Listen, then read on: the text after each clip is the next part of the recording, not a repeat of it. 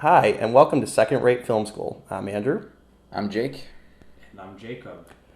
and this year for the 4th of July, we're doing our favorite movie of all time, National Treasure. That's not even my favorite National Treasure movie of all time. And we'll get into that one eventually, next year.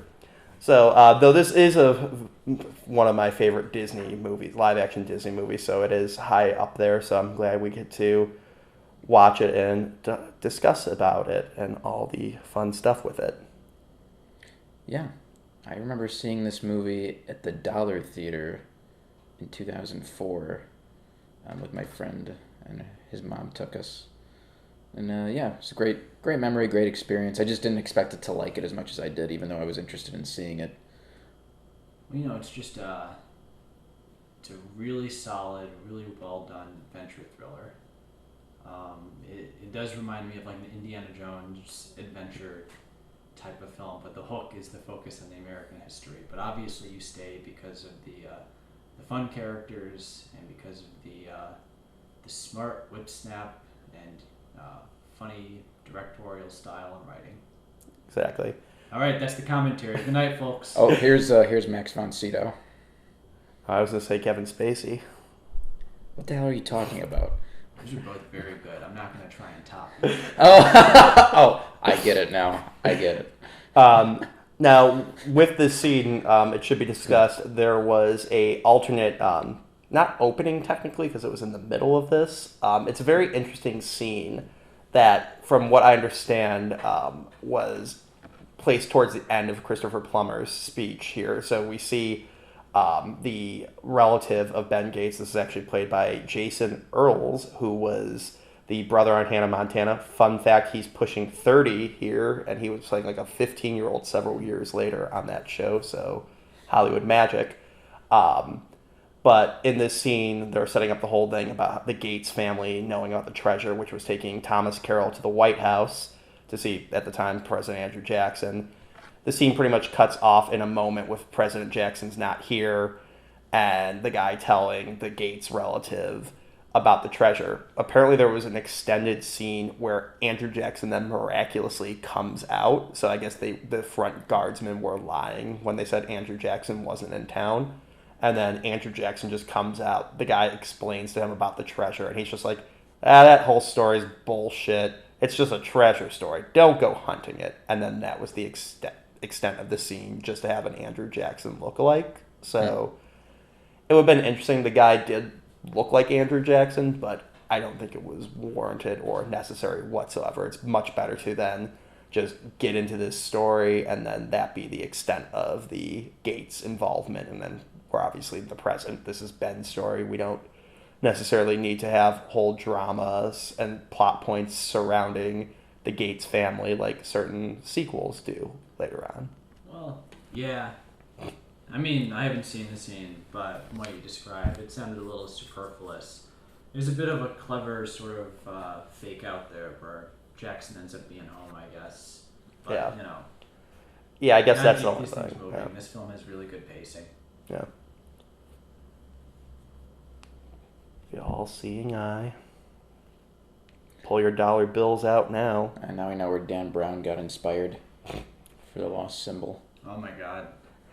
They need to buy the rights to like to like the Lost Symbol or Inferno, or make that the next National Treasure. You know, It has to be the Lost Symbol that took place in America. well, that's what I mean. You could, aren't the Knights Templar involved in that? No, you know what was? It was. Oh God, I'm trying to remember what.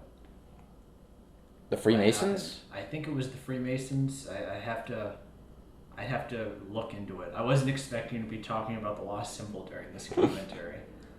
Well, you didn't prepare. Honestly, the one thing I remember from that book is that there's a scene where somebody invents a machine that can weigh your soul, and somebody like goes in the machine and dies, and it like their weight goes down like a half a pound or something like that. And it wasn't because they defecated themselves upon dying. It was because like their soul left their body. And I was like basically, they like hint at telekinesis, and I'm waiting the whole book for it to ramp up into like real schlock, where like Robert Langdon is like fighting Force users or something, and it doesn't. It's really a shame. Well, it's actually interesting because that's based on like real pseudoscience, but like in reality, it's the number is even laughably lower. It's like something like a few ounces. Wait, let me see if I got this right. It's based on real pseudoscience. I mean, Dan Brown didn't make it up. Some other crazy people made it up. But yeah, it's like laughable, like 30 ounces or like something like really low. That's like a dozen different things could account for, but it is funny. Oh, there's John Voight with a nice merkin. It's like Tom Cruise hair right there. They did nothing except give him a wig to make him look younger. He's the world's worst looking 30-year-old man in this. He's not supposed to be 30 there. I mean, 40 or something. I mean, he's got to be pretty young to have a kid that young. It is very, very stressful formative years. Hey, if you were married to Helen Mirren too. I don't know if that would be. Joke to the second movie. What? She played his wife in the second movie. God damn it, keep up with it, Jake. I didn't see the second movie. I have no idea what it's about. Let's not talk about it. I actually was on the set of the second movie when they were filming it. Yeah, you should say. It'll be a while before we do that commentary. People might forget by the time. Yeah, I don't care. They'll probably forget. Wait, what's the second one about? But it's about Abraham Lincoln being murdered and a loss of gold. I know you're joking right now. I'm having a hard time really remembering, though. I just remember there was a golden room, and then once they got there, I was like, what the hell does this have to do with Abraham Lincoln's assassination? I just remember they have to kidnap the president at one point, and I think one character says, "You want to kidnap the president?" I don't know if we're ever... Sure. No, that was the trailer. Yeah. These events might be mutually exclusive. We don't know. I don't know if we're ever going to do a commentary for the second one. It ain't going to be for a very long time, so you're getting a very good sneak preview from down the line of our viewpoints of that movie. Yeah, I might get our thoughts on that movie. Maybe not. I always loved Riley. Riley is the best part of this movie, and he's coincidentally the best part of all the Hangover movies. Fight me. See, I disagree. I don't think he is the best part. I like the actor a lot, actually. I have a problem with a lot of his jokes in this movie. No. Most of them fall flat on their face. He's good, though. He's trying, but like most of them, it's just crickets when he says his jokes. It's just not very good. Yeah. Which is kind of a shame because John Turteltaub, the director, who I really like, he has kind of like this playful way about him. It almost reminds me of like a Joe Dante sort of thing. Not as like anarchic, but that playfulness, that mischievousness, that kind of reminds me of him. And you can see that, I think that sense of humor kind of seeps into Riley's, but I don't know I don't know if it was the script or what, but yeah, you know what? I think the real humor in this movie isn't like humor in a traditional sense with like the jokiness, but just sort of the adventurous directorial style and situations they find themselves in, sort of the fun you get from that. That's sort of like the real humor that really works in this movie. I saw an interview with Nicolas Cage where he was talking about this. And, you know, for a little background, I'm a big fan of Nicolas Cage. I think we all are. But I genuinely really like him as an actor. But he was talking about this, and he said that, like, the real star of this movie is John Turteltaub. And I would agree. The thing that really makes this movie work is the fast-paced, fun directorial style that keeps everything moving and really positions that script to be done in the most, the best way possible. And I would agree with that. Yeah, I think, and the Riley's humor seems a little obligatory at times. It seems a little like it rubs against kind of the idea that you were saying. But in terms of like the script, Terry Rossio and Ted Elliott came in to do rewrites, and I think they rewrote much of the script, but they never got credited for it. So they missed out on all those residuals. Hey, I bet they're really hurting for cash. They only made $10 million or whatever off of Pirates 4. Hey, those houses don't pay for themselves. Going back to my opinion, though, on Riley, I disagree with everything they said, so I'm going to edit out everything they've been saying and just play over crickets for the past 2 minutes. No, I like Riley. I agree with you. I was joking. I think, you're probably right. Like, a third of his jokes are actually, like, funny, and then the rest, I think they were like, oh, he's got, like, a funny delivery. Add more jokes, and, like, I wouldn't be surprised to find that some of these jokes were like, hey, ad lib right now, and this guy's like, I can deliver funny lines. Not sure if I can come up with them immediately, but who knows. Other interesting thing is I'm blanking on the name of the ship, but this is one of the ships. Charlotte?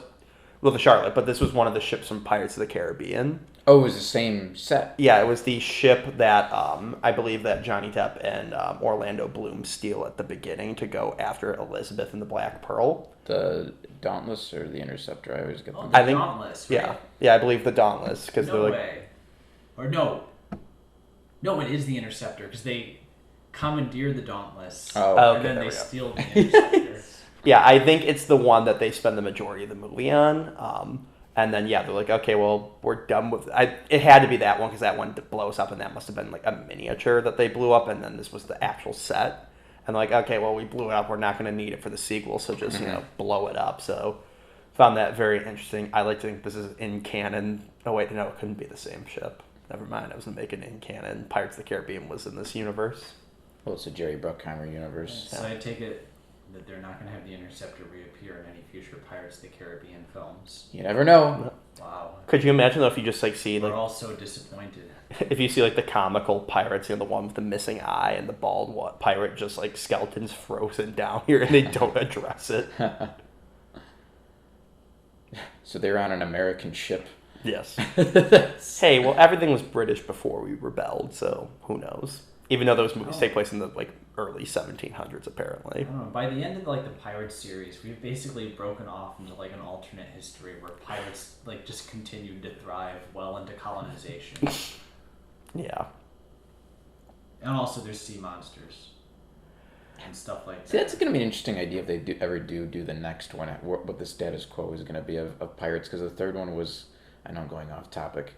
Maybe I shouldn't talk about that. But I assume the status quo will be Johnny Depp was down on his luck and kooky while he tries to get rum. We should eventually do at least the first Pirates of the Caribbean. I'm good with the first three. I think there's a lot to say, but I think we should do the third because I think that gives us an opportunity to talk about the entire franchise, and plus it's kind of the one that's the least talked about, where we all have our unique opinions. But we could do both. I don't want to watch the third one. Unique opinions because he knows I really like that movie. I think it'd be interesting to have differing perspectives on that. But we could do the first one too. I wouldn't be opposed to that. The third one, I'm just throwing my head in. Yeah, the second one I think is the most boring. Third one, you're right, is the most to say of the three. I think. Wait, you think the second one's the most boring? I think the first one's the best one. The third one has the most to say. So I should say the second one would probably have the least to say. I don't agree with that. I think there's a lot to say about. No, there's a lot to say, but I think there's less to say about the first and then the third one. I probably have a lot to say on all of them. But anyways, back to National Treasure 2, Book of Shadows. Oh, well, back National Treasure 2. So that one had Ed Harris and. Wait. Oh, yeah, you're right. I thought we're talking about The Rock. And then I threw a Blair Witch 2 reference in there with the subtitles. Wait, Ed Harris was in Blair Witch 2? He was the Blair Witch. He was just hanging out with the teenagers. Remember that? Hey, kids. To find himself as a witch. Where's the trail? We're making him sound like Yogi Bear. hey, Blair Witch. Well, now when they make the Hanna-Barbera cinematic universe, they gotta have Ed Harris be Yogi Bear. Oh no, stealing Dan Aykroyd's paycheck. He's already poor as is. I feel like Dan Aykroyd. He's got his vodka money. He's good. He's doing well for himself. Unlike Nicolas Cage. Yeah. Actually, he's doing better now. Let's talk about Nicolas Cage. All right. So there's a weird thing about the movie where everybody likes to make Nicolas Cage into a meme. Fine. Rightfully so. Whatever. But they always go to this movie, and that's.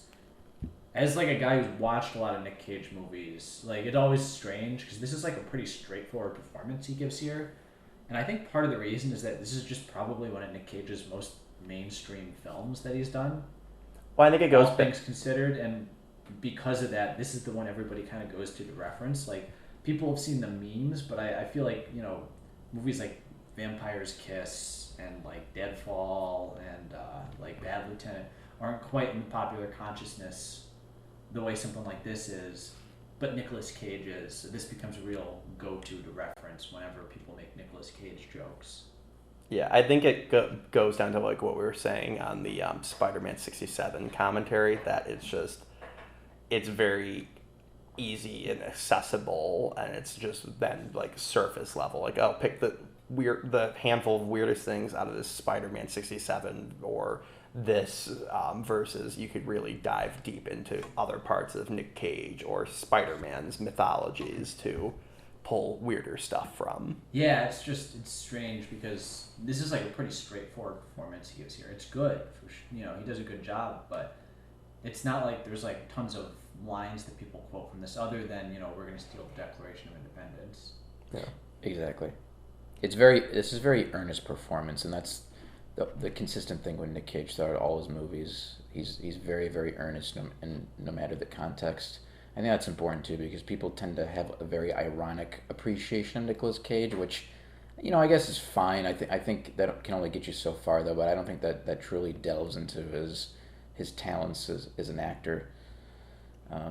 Which we'll get into more over the commentary. That's something I think we should also talk about. I completely agree. It really annoys me when people just enjoy him out of irony or just to like laugh at him. But I think that's looking at it in the wrong way. I mean, you can find some enjoyment out of that, but I don't think you'll enjoy it as much as just looking at his performances for what they are, because they're all very, very unique.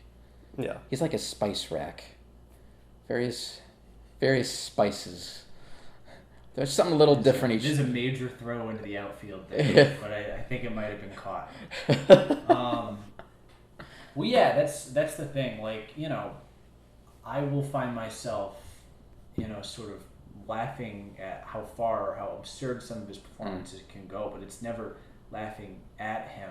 I always really appreciate what he's trying to do. You look at something like Vampire's Kiss, and people treat it like it's a joke. It's not.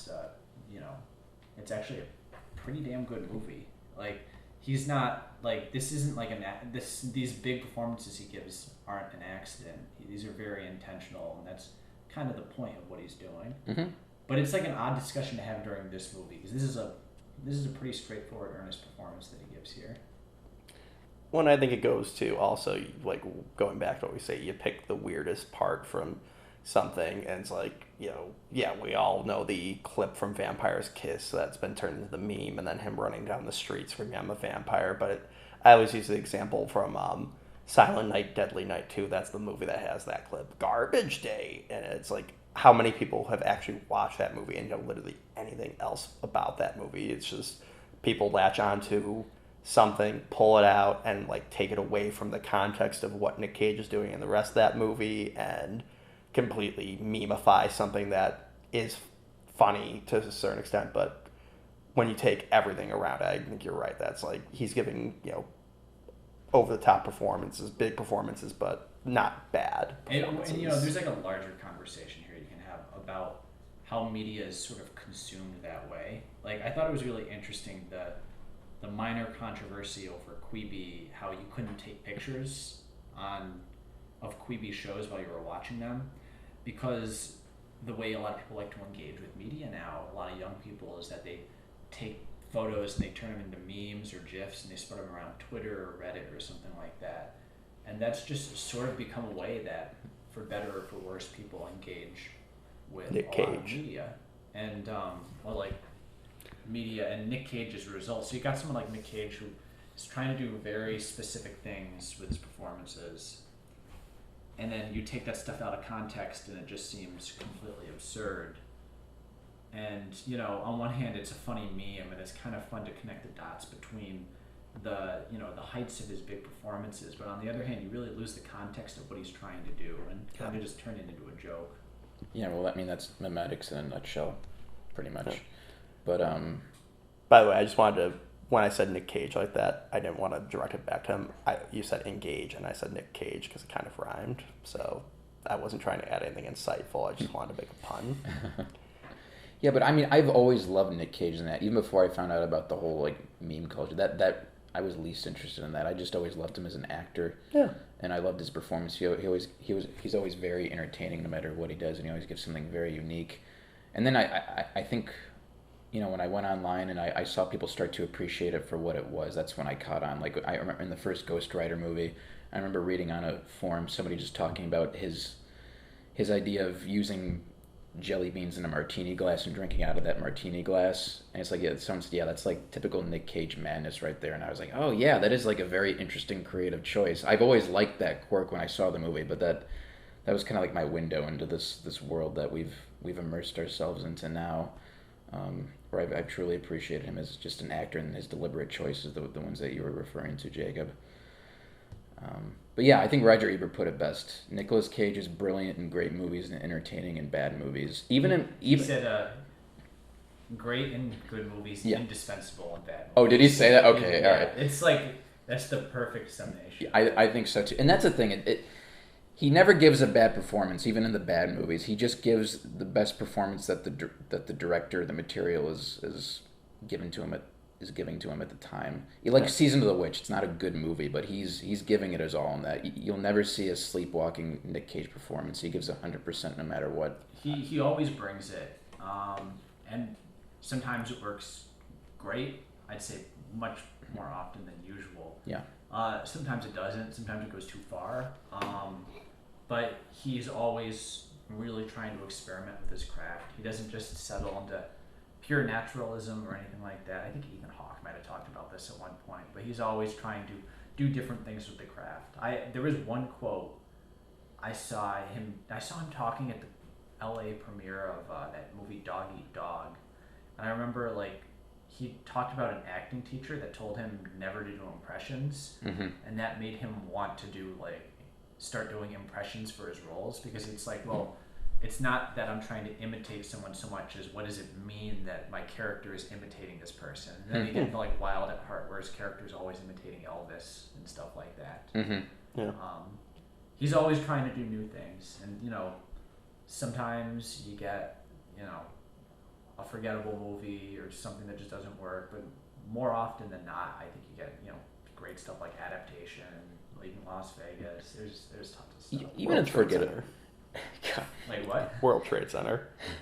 Well, even in the forgettable stuff, he's always the most memorable part, I will say. No, I think going into what you said with the Roger Ebert quote, it reminds me of someone like Tim Curry or John Candy as well. That there are just certain actors that it really depends on the director, and they could either hit it out of the park and be in the case of Nick Cage, literal Oscar winners, or turn into a director of lesser hand, be like, okay, this is how I'm going to direct you. And Nick Cage is like, all right, I trust you, you're the director.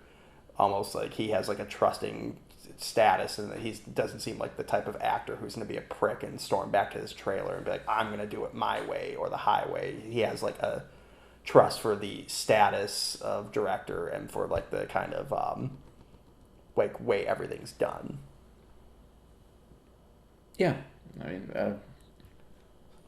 that's what an actor should do. Yes, well, an actor has to have a lot of trust in a director, and he's good, bad, or indifferent. Yeah, sometimes. I mean, obviously he has his own ideas too. I mean, there's been interviews where people have collaborated with him, and he's given these ideas, and they're like, well, maybe not that, but how about this? And he's always been, I think on Mandy, I think he had some ideas or something like that. Originally with Mandy, he wasn't gonna play the lead role. He was gonna play the cult leader. Yeah. And then he wanted to play the lead role. And again, sometimes it doesn't quite work out. I always think of Peggy Sue Got Married, where he's doing a Gumby voice the whole movie. And it's like, okay, I kind of see, maybe it's a youth thing or something like that, or he's trying to put on an affectation. It doesn't quite work, but then he really thinks about the characters and tries to find new ways to express their head spaces, and that's something I really respect. He's doing a Nosferatu impression too, that one when he sneaks into Peggy's room. Yeah, he does. He did the Nosferatu one in Vampire's Kiss. Oh yeah. He's at the bar or at the club, and then he does the Metropolis impression in Moonstruck. Oh my God! Oh yeah, with the hand. Yeah. Oh yeah. Now, we could talk about Nick Cage's acting probably for the entirety of this, but we should maybe talk a little bit about National Treasure. Oh. Going back to the previous scene, I think we see a very interesting side of Sean Bean's character side in this when like they open it up and then Nick Cage is like, oh well, it's a clue to the next step. You just like see he's got like a pissed off look on his face because in his mind, no matter what Ben has said to him, he just assumed, oh, we just have to find Charlotte. That's the treasure. This is a person who's obviously just in it not for the history like Ben is in. He's in it for the money, and it's very interesting. You then see how he's joking with Ben, kind of Riley as well. But as soon as they don't serve a purpose to him, as soon as he knows, oh, they're not going to help me steal the Declaration of Independence, he immediately is like, well, I guess I have to kill these guys now. He's a very just like trying to go from point A to point B as quickly as possible, and if you're in his way, you're going to get killed. So I think it's a interesting thing that we learned within the first like 5 minutes of the movie and sticks true for how he kind of just regards life throughout the rest of the movie. Well, he's an interesting villain. I mean, I wouldn't even call him, he's not a villain. He's an antagonist for sure, but he's not like a psychopath. I always thought that was kind of interesting about the Ian character. He doesn't even die or anything. He just gets arrested at the end. Which is very ironic. Very practical. Yeah. I had a weird Mandela effect thing where I always thought he died at the end of this movie for some No. reason. You might be confusing with the second one Yeah. because Ed Harris is That might spoilers be in it. that one. Because, like, I mean, I've known for the past few years he lives, but for some reason, for years, I thought that Sean Bean, like, died at the end of this movie. I thought he, like, fell down a cliff or something. You might just be confusing it with Sean Bean's literally any other role he's been in. Yeah. Well, it's ironic. It's that's what I'm saying. It's ironic. It's one of the few movies where he doesn't. And he's the villain. Yeah. Spoiler alert for every other Sean Bean movie ever made. Yeah, don't watch Patriot Games. Is he in that? Yeah, he's the villain in Patriot Games. Really? Yeah. Okay. Oh, Patriot. No, I'm sorry. I was thinking of, what's the Mark Wahlberg movie? Patriots Day? I was thinking of Patriots Day. I'm like, wait, does he play, like, the Boston Bomber? Jesus Christ. Well, he would definitely die. I was like, that's what? He plays the younger one, the one in his 20s. Oh. They had to give him the John Voight wig for him to play that role. There we go. Did they actually shoot Yeah. the Declaration? Oh, I don't know if it's the Declaration, but they were in here from what I understand. Okay, because it's one of those things where I don't know if they would allow actual cameras to film it. I don't that's think probably a replica. I don't think they did because the actual Declaration's a lot more faded in real life. Mm-hmm. It's hard to make out what it says. Yeah. But yeah, I think they did film here, and actually it's interesting, which we're going to see in a few seconds, when they're sitting on the steps of the Lincoln Memorial looking over the Washington Monument and the reflecting pool, that was empty, so they had to, like, digitally, like, remove, like, they were doing maintenance on it, so they had to digitally, like, remove work stuff around and in the pond and then refill it, because, like, it's such an iconic, thing that most Americans and people from around the world know being filled with water. That would be way too weird to just be, like, seeing its routine maintenance being done on it. Mm-hmm. But I just like how casually they're talking about, like, committing a horrible felony, just so in public. But it feels right for Ben that, he's trying. I always felt that he's trying to lead Riley into agreeing with him by subconsciously putting him in between the Washington Memorial and the Lincoln Memorial, by being like, these two guys did something that was wrong, but as he later says, did the wrong thing, but for the right reason, or something along the lines of that. I'm sure it was just probably like, hey, this is a movie about America. Put some monuments in there. But I've always liked that interpretation. Well, even just the way it's framed and paced. Like, I like in that initial shot, Riley's sitting down because he's unsure. You got Ben who's standing up and looking a lot more proactive. And then just, like, the way this is shot in the different locations, because most of the scene, if I'm right, is just, like, exposition. Yeah. But you need to get that in there. That's not a criticism of itself. They find a way to make it very interesting and exciting. Well, and it's interesting because they could have had this really dumbed down in terms of how to steal it. Like, they could have had them just come in, smash the glass with the power being cut out and taken it, but they did go the extra mile to be like, okay, here's actually how the Declaration of Independence is stored. And I don't know how true it is, but they claimed on the special features, like, we got people like, okay, if you had to try and steal it, what would your plan be? How would you do this? And they, worked with the archives department to like, no, okay, yeah, it is lowered down. You do have it in this type of thing that would allow us, and I'm sure some of it is fancified and changed for actual security reasons, but it is interesting, I guess, also, you could say, for the sake of drama, it's a lot more dramatic what they going this route. But it is interesting that they go through setting this all up. What for a kids movie, family movie like this could have just been really dumbed down. Yeah, well, I mean, it's treated like a heist movie. I mean, it's a heist movie in like For the the first act. act, Yeah, that's the thing. Then it becomes like a chase movie, and for the rest of it, it becomes like a race against time. It's a very well done heist too. I love how the plan is laid out, so you kind of understand what's at stake, what needs to be done, and the complications ensue. Well, and It's very yeah. very creative in its execution, and just even in its premise, going after the Declaration of Independence.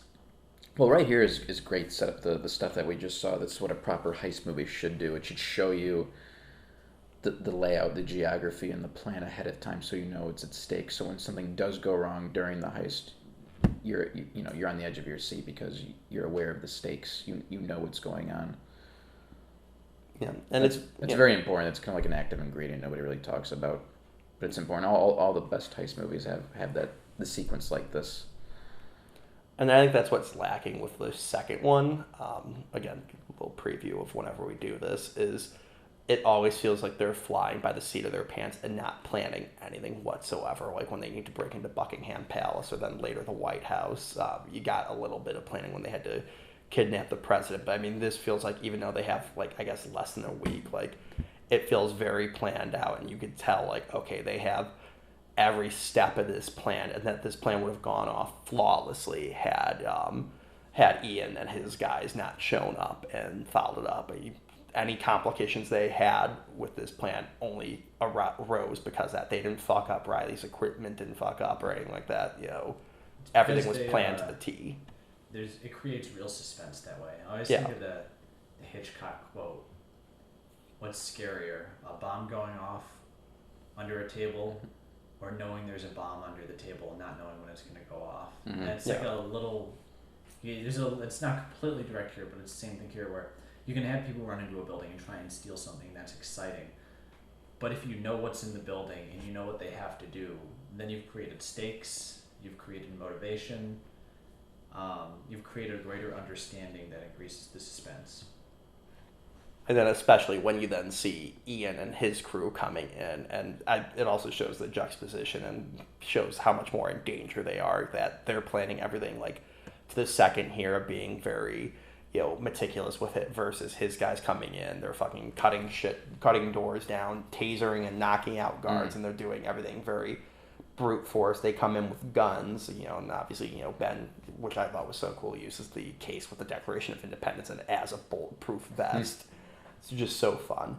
But like it shows like they're literally coming in guns blazing while they're trying to be more analytical with it. Yeah, it's a great character contrast by just showing these things. It shows Character focus. Yeah, it shows the difference in the character between Benjamin and Ian.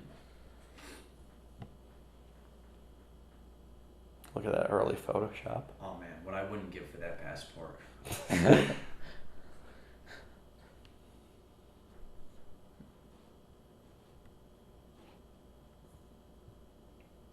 that laser pointer is really hot if it gets it over to 100 degrees. Or is very cold and it gets it only to 40 degrees Celsius. Oh wait, no, that would be the same. I don't know metrics. Shut up, I'm trying to watch Nicolas Cage drink absinthe. Yeah, I remember we actually watched this movie in history class the year after it came out, and we randomly, I guess it's a thing the National Archives did. It probably wasn't Skype, but we had like a video call with the National Archives, that year after we finished watching this movie, and they bring up this and like, oh yeah, but don't worry, the Declaration of Independence is really safe, and they said that at the beginning because they knew virtually any question we were going to have was about this movie probably, and I'm sure they were getting fucking really sick of grade schoolers asking about it. Like, no, let us tell you about how we preserve stuff, not how we keep Nick Cage from stealing it. I have a doctorate in this. This movie's undermined so many people. It's great. It's what movies should do, undermine historical fact. Make the masses focus on some light popcorn movie instead of very important history. It annoys the shit out of me when historical experts get all uppity about his inaccuracies in movies based on true stories or on historical events. It's like it's a fucking movie. Yeah, there's some places where I agree it's wrong, where it fundamentally changes something, like, completely changes the course of history, or just is flat out wrong. But like, yeah, if you're gonna change something for dramatic licensing, but it's still sticking to the true nature of what happened, that's fine, and people need to calm the fuck down. Yeah, if you want real life, go read a fucking history book. Yeah. It's or like a documentary. I feel like a lot of those, because I think of it in reference to like when people interview historians and stuff like that, or have like GQ videos and stuff. I hate that. Well, honestly, I don't really mind it. I don't care, because that's kind of the point of the video.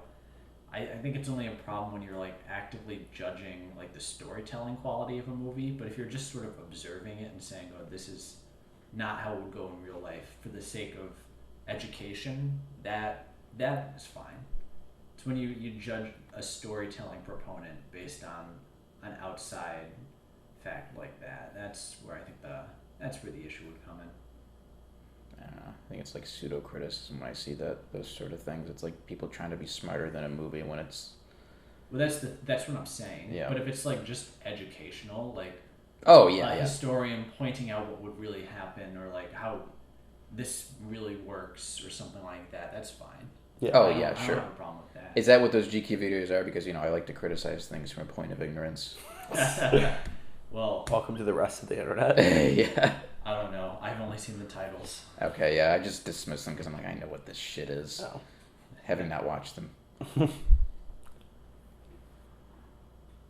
I just know they show up in my recommendations on YouTube all the time. Yeah, I always dismiss them. Also, I like this. This is very James Bondian. Which one was it? It was Dr. No, when he comes out of the water in the wetsuit and then takes off and he's wearing his tuxedo. No, that's the Goldfinger. Okay, I get that. Be getting confused, but it's Agent Cody Banks 2. Destination London. All together now. Destination London.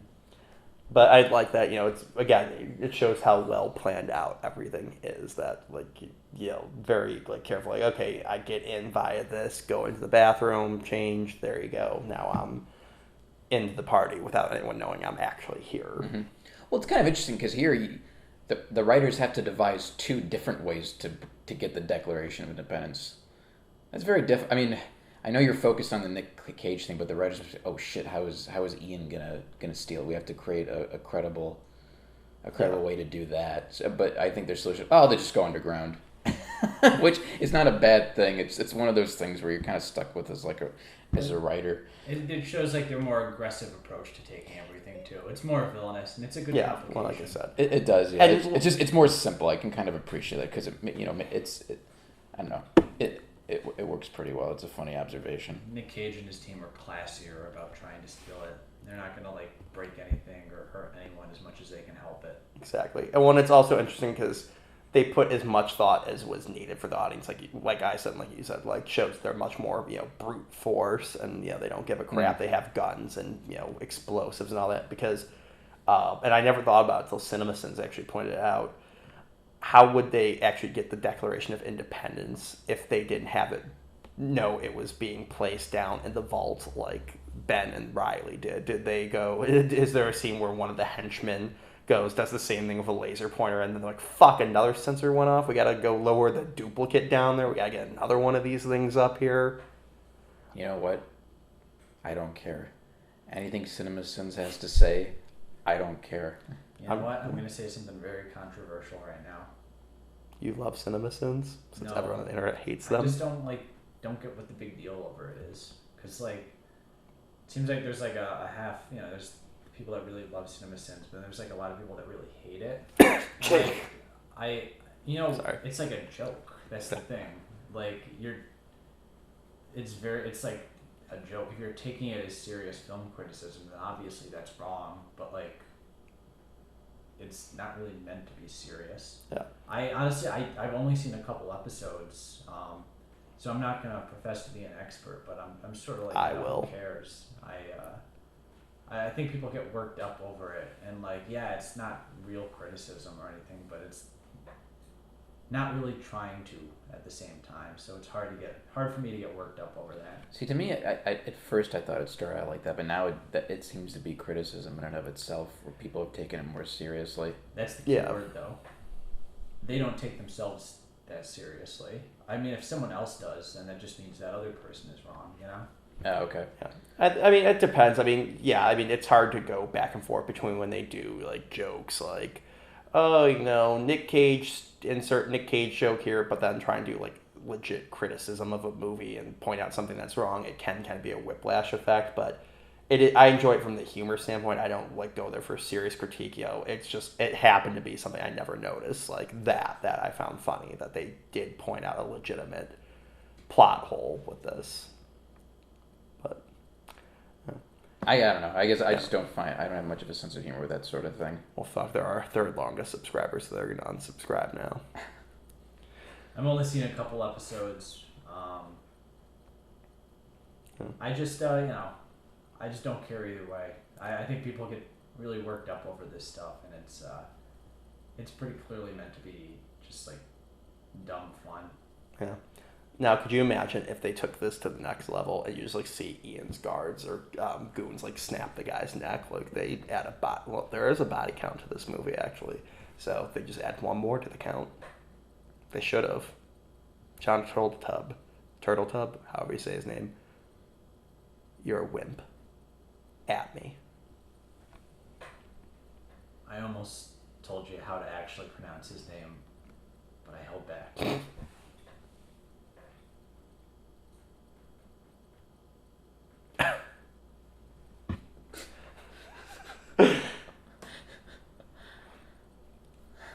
Would someone grab your balls there, Walls? Yes.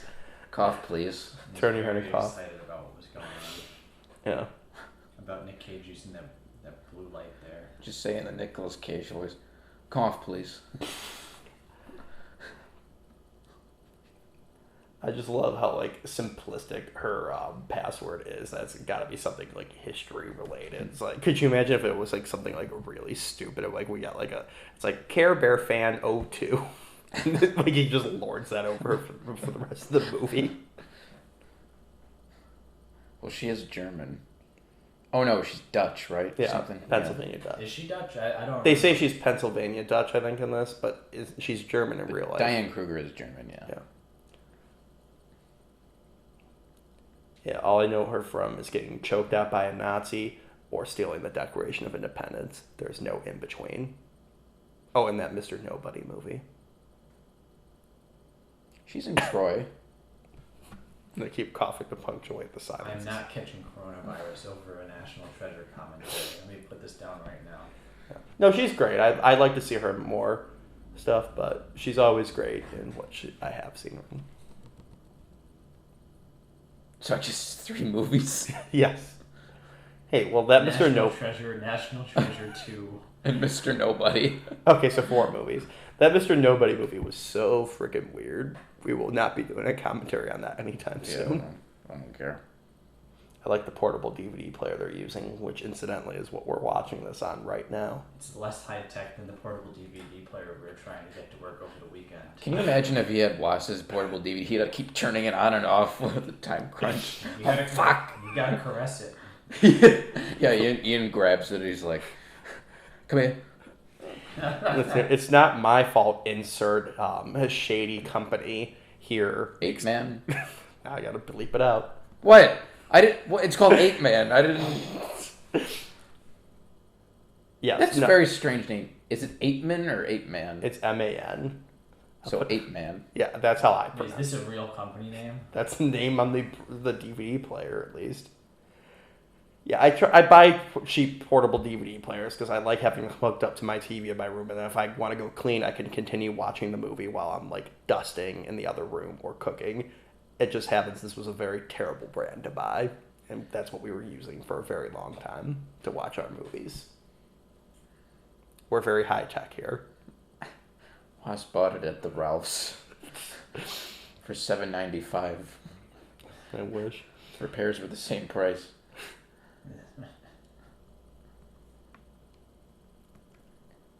What's the brand? 8-Man. 8-Man? Sounds good to me. Sold. He got into the Salvation Army. Listen, we're only getting like 5 views per video right now. I gotta be cost effective, so keep listening.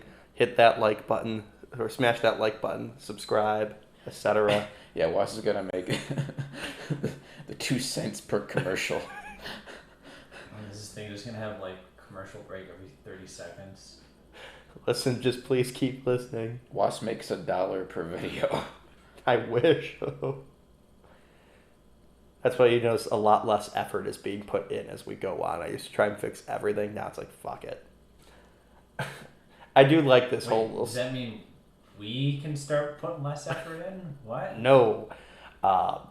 I love this scene here because this is like the one screw up they have in their entire heist. And it goes back to what I said. Had Ian not showed up, this likely wouldn't have happened. Well, of course. So it's just very funny that, that's the oversight. They didn't think to like go pull a little bit more cash out for them. Well, of course. That's what happens in a movie. Yeah, It's complications. Yeah, no, setup just and exactly, yeah. payoff. It's a good setup and payoff.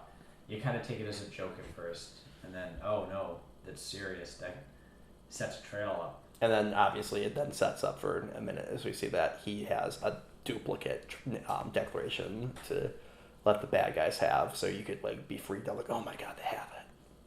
Yes, absolutely. So yeah, like you said, what seems like a throwaway joke works.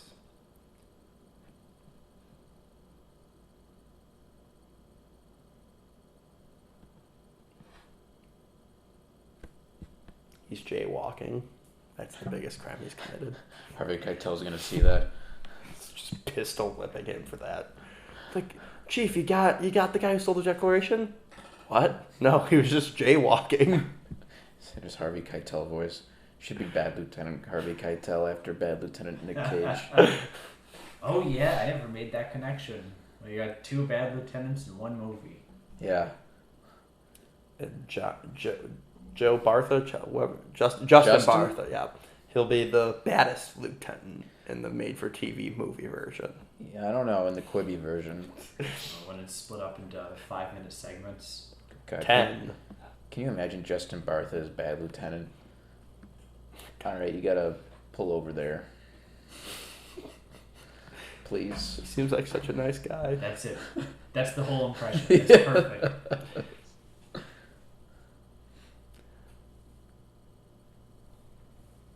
I just imagine if this movie was a lot darker, like Ian and his men just come by, shoot her in the head, and steal the declaration, and then there's like no cause for like Ben to continue on. It's like, oh, well that sucks, but at least we got the original one.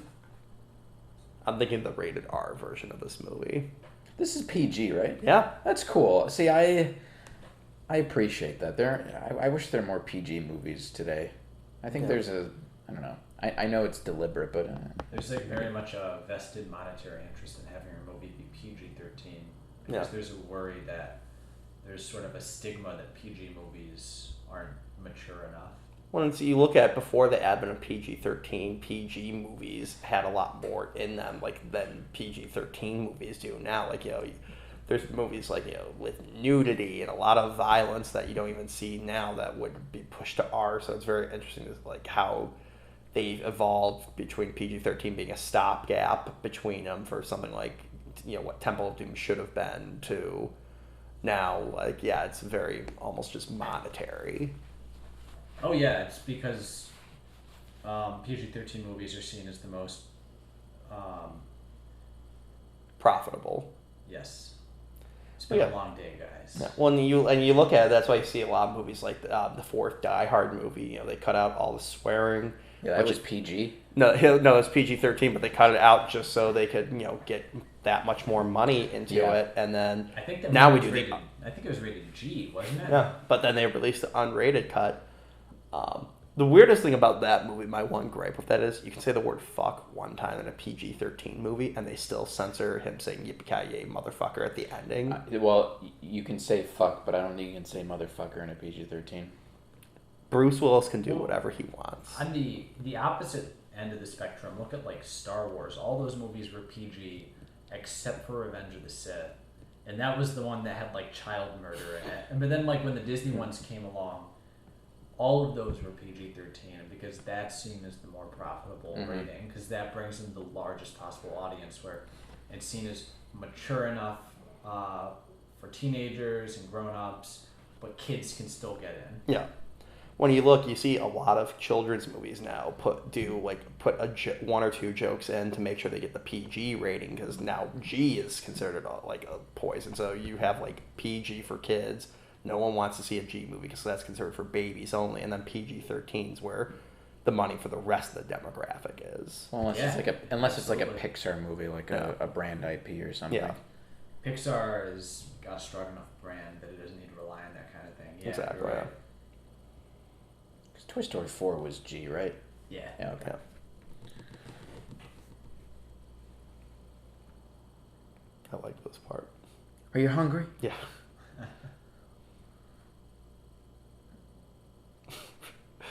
I think that's a good Riley line. It's a good character banter, though. It's all based in their central ethos and everything. It's not just arguing for the sake of it. Yeah.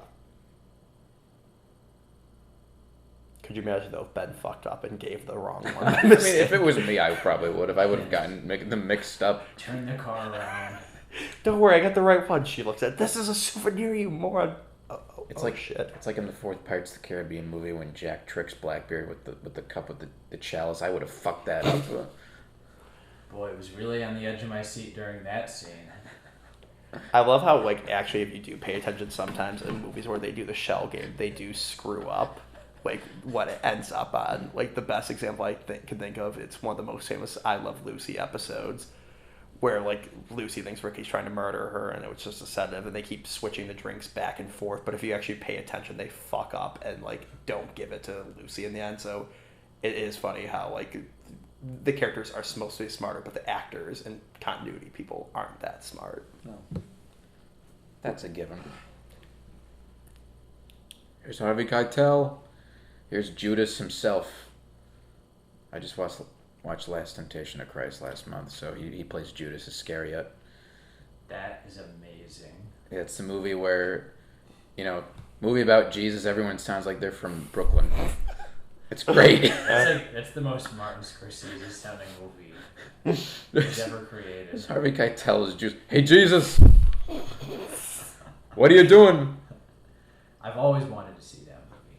It's great. It's a big gap in my list of films I have to see. Peter Gabriel does the soundtrack. Oh wow. That's amazing. It's a great soundtrack.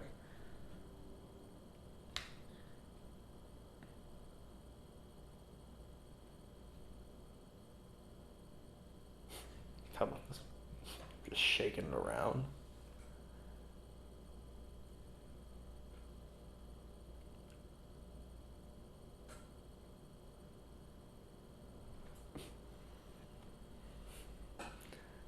What?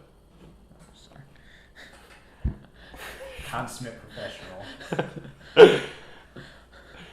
Sorry.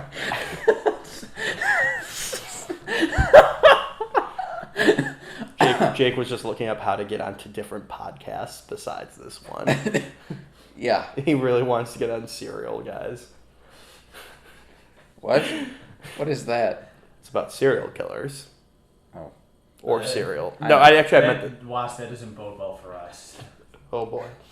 I do like, as we were laughing at that, I do like the whole setting up that the Gates family is very well known for their this conspiracy theory that, granted, we all know to be true by the end of the movie, but you have to imagine 5 generations of this family, I think is what they're saying, which that number system doesn't really line up, I think, if you do the math, but whatever. A lot of teen pregnancy. No, John Voight and Christopher Plummer look like they're 4. Well, no, yeah, that would be teen pregnancy. I was gonna say they were close, but no, you can imagine this family since the 1820s is going around screaming out hidden treasures, back of the dollar bill, Freemasons. That they are fucking lunatics to anyone in the historic. Jesus, I'm having a stroke. Historic community. So it's a good character moment that Ben's not ashamed of himself and his family, but he knows that other people are. So for the sake of getting what needs to be done, he does have to hide who he is. Like Batman. Or Big Well, Daddy. yeah, it Or creates, Superman, like Nick Cage should have been. It creates personal stakes, you know. Yeah. He's not just trying to find treasure. He's trying to, he's Clear trying, the name. Yeah. Wait, that's the second movie. Well, no, this one too, because everyone thinks his family's crazy. Oh, okay. Yeah. And as we see in a few minutes, John it? Voight's Yeah. like, I stopped doing this. I had your mother briefly, which implied she died, not that they just had a bitter divorce. That's like an Arrested Development joke in retrospect. The implication she's dead. I had my first wife briefly. First of all, Dad, you've only been married once. And second of all, she left you.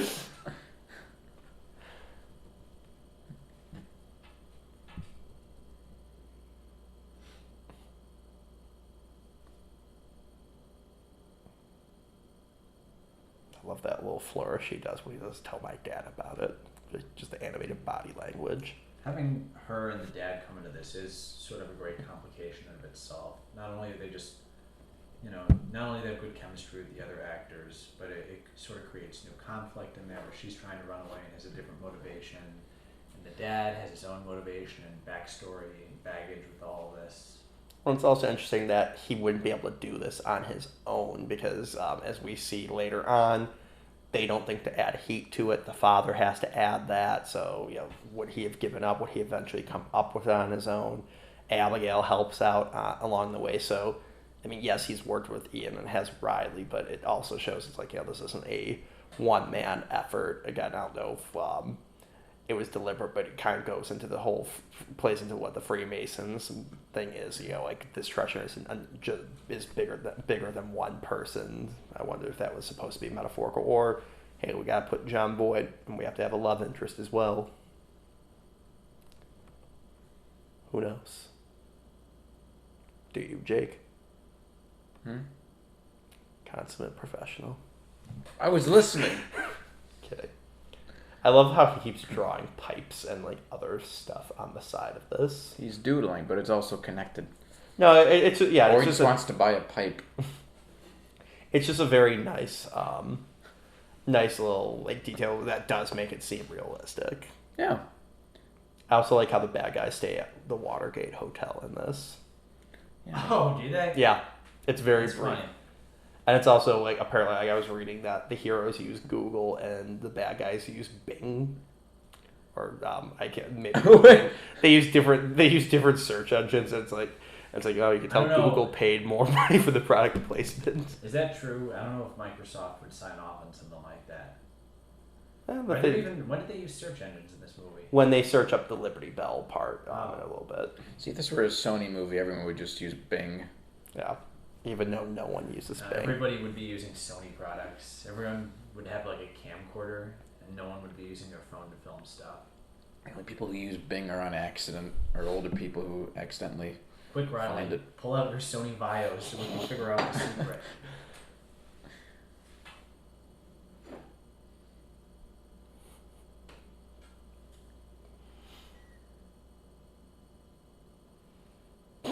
What are you doing? No, nothing. Let's watch Judas solve this thing. Closest relatives first. Go find his mother who may not be dead. She faked her own death and then Became a the college truth was professor. discovered in the middle. Yeah, she faked her death and became a successful college professor using her original name. They only found out the truth between movies. Yeah. I love this joke.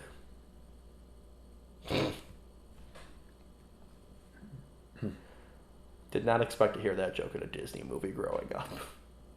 Oh, And also, what does that say about you?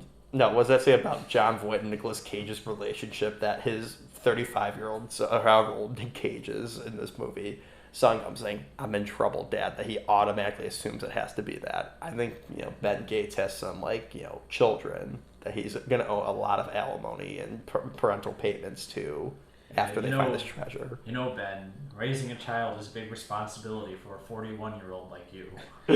I think we need a prequel Benjamin Gates series, like an animated show about a teenage Ben Gates getting all sorts of trouble. Like a baby National Treasure show. I could see that as like a cartoon. I'd be fine with that if it was like a teenage Ben Gates or something. He just runs away from home, gets in all these sort of, and not just like American stuff, just worldwide stuff too. You know, You kind do of like young Indiana Jones. Honestly, that would suit Benjamin Gates Yeah. better than Young Indiana Jones. I could buy that. Yeah, no, that was only partially I'm okay sarcastic. with this only if Nick. Like, I was gonna say, if they just dress him up like a teenager, like Steve Buscemi in that 30 Rock episode. Or Martin Short in everyone's favorite movie, Clifford. No one remembers that. Yeah, Martin Short played like a 10-year-old kid in a movie, and it wasn't like a big scenario. It's just he's supposed to be 10 years old, and everyone in this world is accepting of a 40-year-old man just walking on his knees. Sometimes just walking completely upright is a 10-year-old. It's a terrible movie, but I love it, and we're doing it next week. I won't be here next week. Boy, that escalated fast. I'll be out of town. So Wes, if you want to do that commentary, feel free. By myself. This is a nice character moment between the two of them, where you could see like he's like just pissed that he like wasted however much of his life. Now I don't know how old he's supposed to be in the opening scene, but you know that he wasted at least like 30 to 40 years of his life. Well, he's about age right now.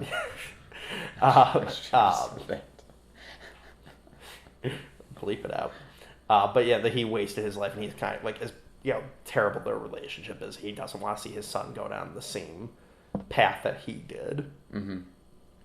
And you do see, like, other than Riley, he has no one in his life. You have to wonder, like, how close him and Riley are. I know when we get National Treasure babies, they'll have been best friends for life, but I always envision him getting him shortly before, you know, becoming, like, tied up with Ian.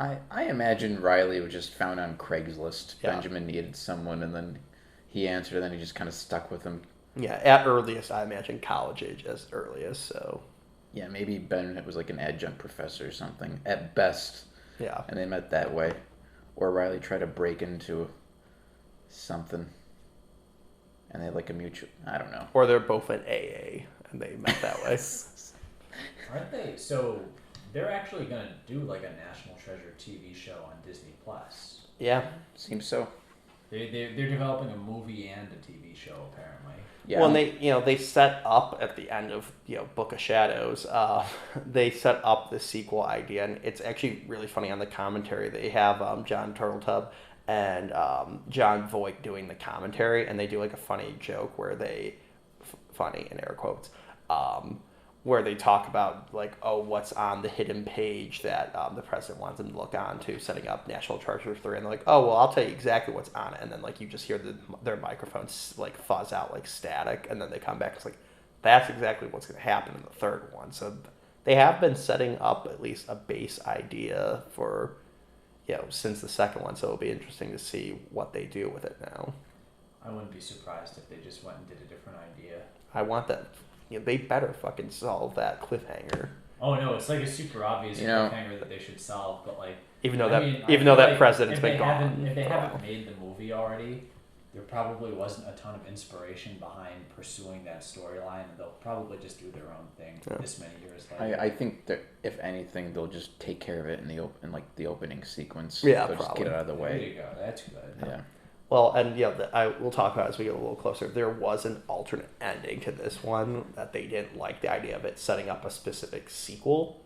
We'll get to that a little closer at the end, but yeah, it is interesting because they did. I remember reading like when I was excited, like, oh, they might do more and all that. Like reading that like the domain name National Treasure 3, 4, 5, and 6 had all been bought by Disney, and it's very clear now they were just parking those domains just in case that there wasn't at the time a plan to do a 6-movie saga in the National Treasure series, but one can hope. I don't give a shit about One can hope. I don't give a shit about the Disney Plus show. I care more about the movie. Well, if I'm correct, he's not even gonna. Nicolas Cage isn't even going to be in the series. He probably will be. He'll be in the pilot, and they'll do the fucking passing of the baton thing. Yeah. I am going to keep an open mind until I see it. We'll see. Well, tell me how it is. If Nick Cage is in it, I will 100% watch it. I'll watch the pilot if he's in it. Yeah. Well, Jake, it's either watch the entire series of National Treasure or we watch the Jumanji animated series. Is there a gun and a bullet as a choice. No, I'm kidding. It's not that bad. I'd probably rather choose National Treasure. Yeah.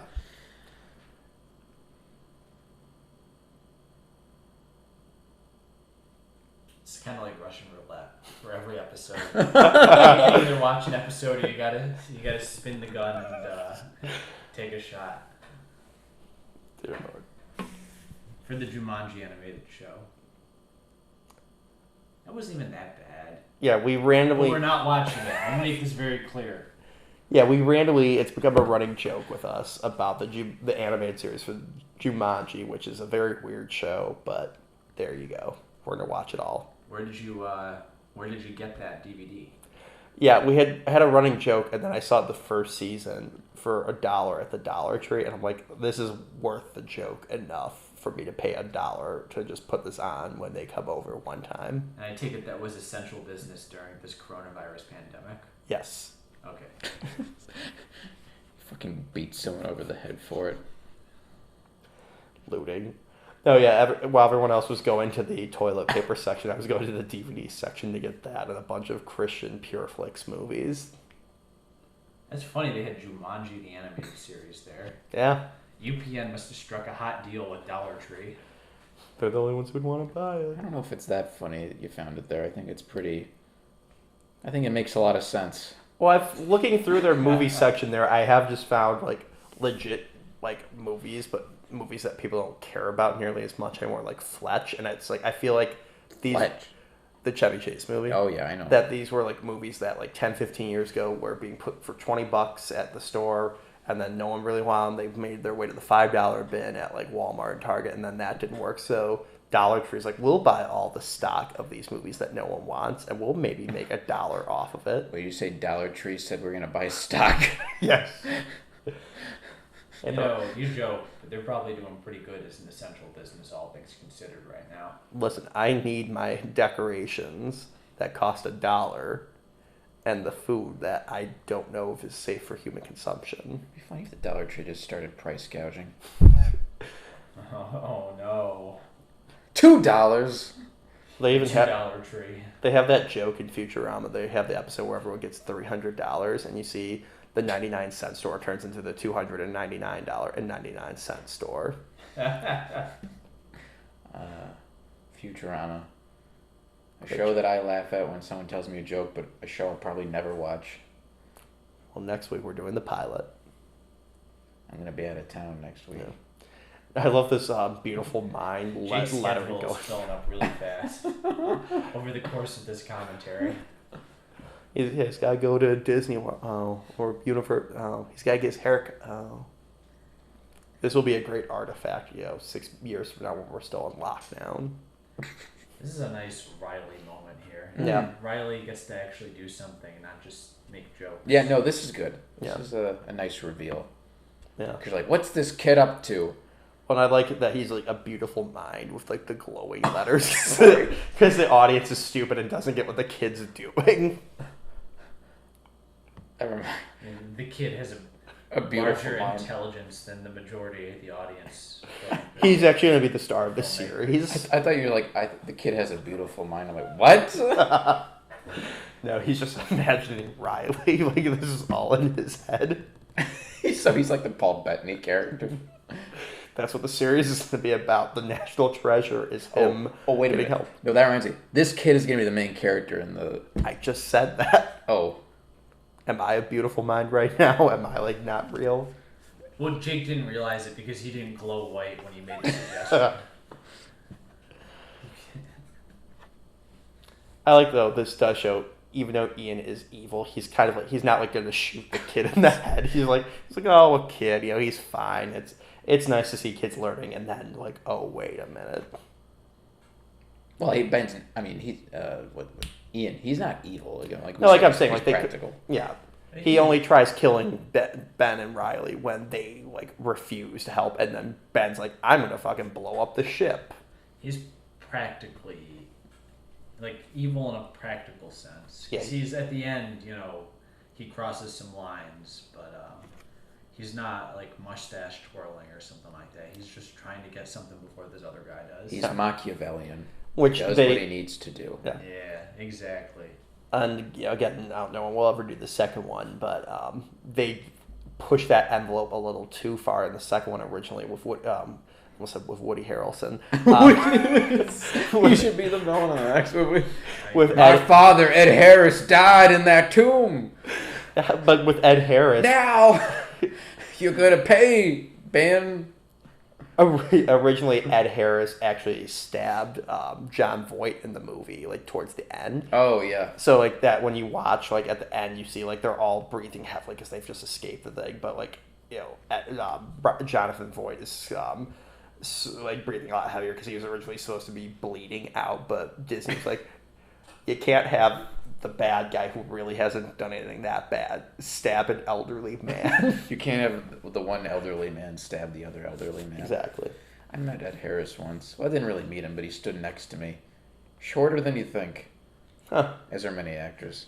Ed Harris, if you're listening to this, be alarmed. He's our 7th longest subscriber. I'm losing count of how many. If we don't even have that many actual subscribers. I'm trying to imagine Ed Harris commenting on these videos. Great commentary. Looking forward to next. Yeah. Sorry, I've just been distracted by Nicolas Cage unclothing in this past scene. I like that jacket. Hers. Yeah. No, I mean, both of them have good looks through the rest of the movie now. I mean, I love his Elvis 1970s flared collar dress shirt in the scene when he's going to visit and they're going to with her and for the first time and all that. But I like this maybe because I've seen this movie so many times, so I feel like this is a pretty cool looking set of costumes for what they need to do. Yeah, it's practical, but workable for them. And then Riley looks the same. Yeah. That is a nice denim jacket Nick Cage has, though. And a nice sweater. Mm-hmm. What do you have to add, Jacob? This is very exciting. My dad said since he likes National Treasure, he's like, oh, I really like that. It's probably the first movie we've done that knows anything about. So I told him maybe you should listen to this.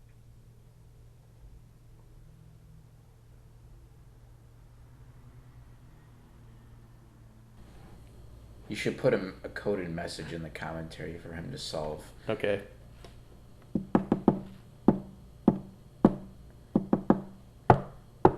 Wow. How is he going to figure this one out? Using the code in the Silence 2 good letters.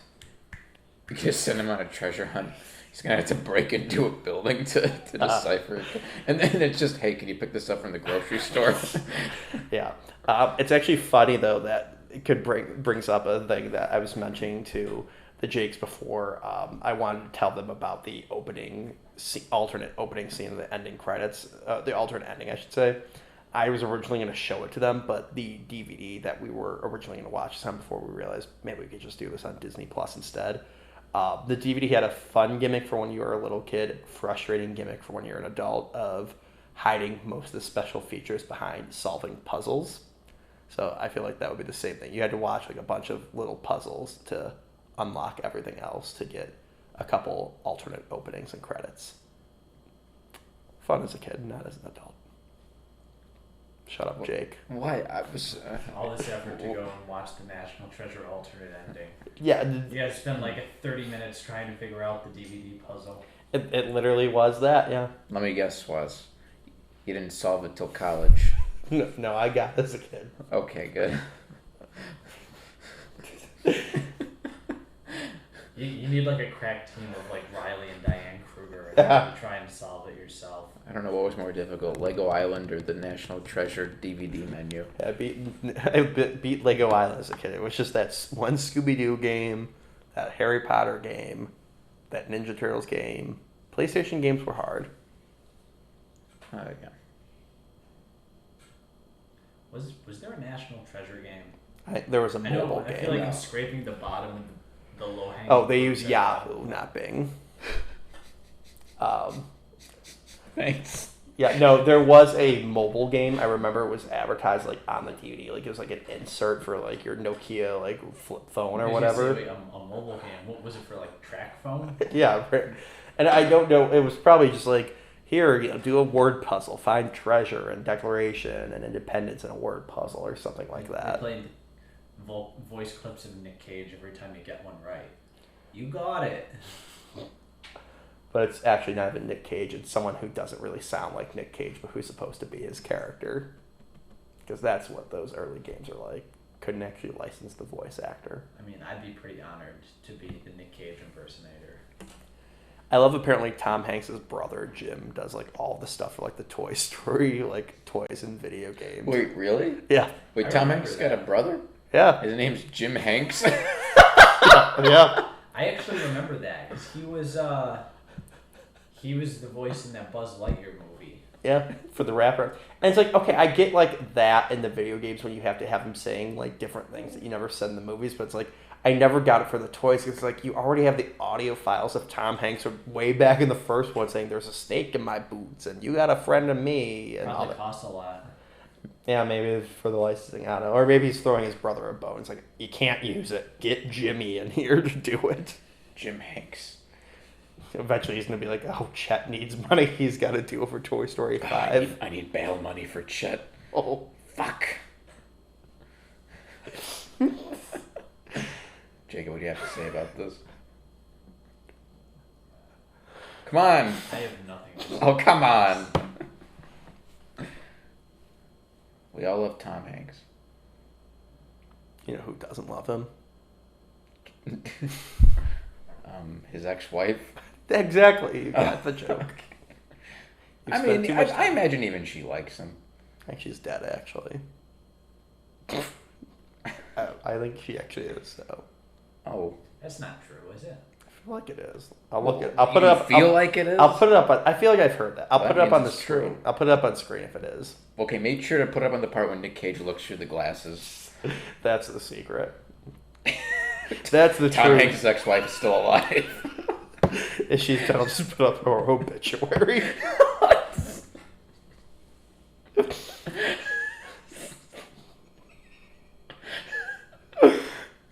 Also, none of us have been drinking. This is just us sober. Oh, this is what you call a Wednesday night. We're getting punch drunk.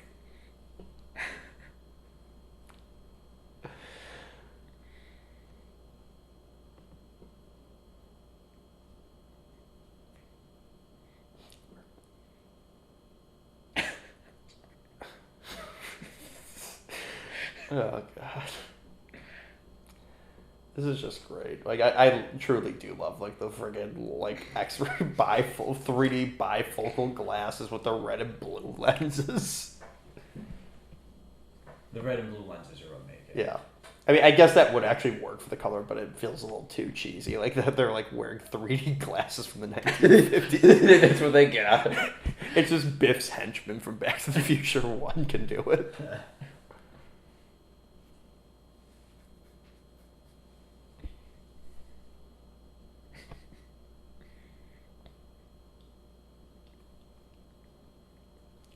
Be sure to drink your Ovaltine.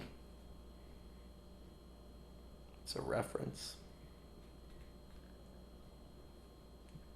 You guys suck.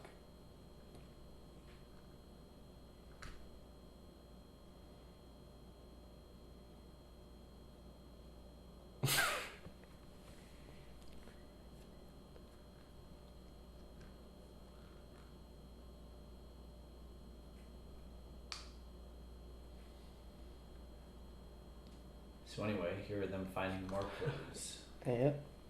That's what John Voight said. Always one more clue. I do find it reminds me of what they said on Red Letter Media said about Thanos with Endgame or with Infinity War, that it took 125 years or something like that for them to find Charlotte, and then they find all the other clues in, like 2 days. It's like how Thanos like spent 10 years trying to get like one Infinity Stone and then gets the rest in like 48 hours. Well, in fairness, Thanos did that because he went and got them all as soon as he found out where they were all located. Because he captured Nebula and found out the location, or at least found out that Gamora knew where the last one was. Well, either way, it's still just. It's fun to make fun. Yeah, of, but no. I get you. I guess it just shows that Ben's family is really fucking stupid. That it takes him. Well, though we don't know how long he was on the trail. It's like John Voight was very dismissive of it too. He didn't. Well, He didn't take much stock in it in the first place. He spent a couple decades doing it. His grandfather did his whole life. The grandfather before that, who watched his father be murdered in the second one. That guy's father, who was the Hannah Montana brother. So, like 5 generations of morons is what I'm reaching for. At me, Gates family.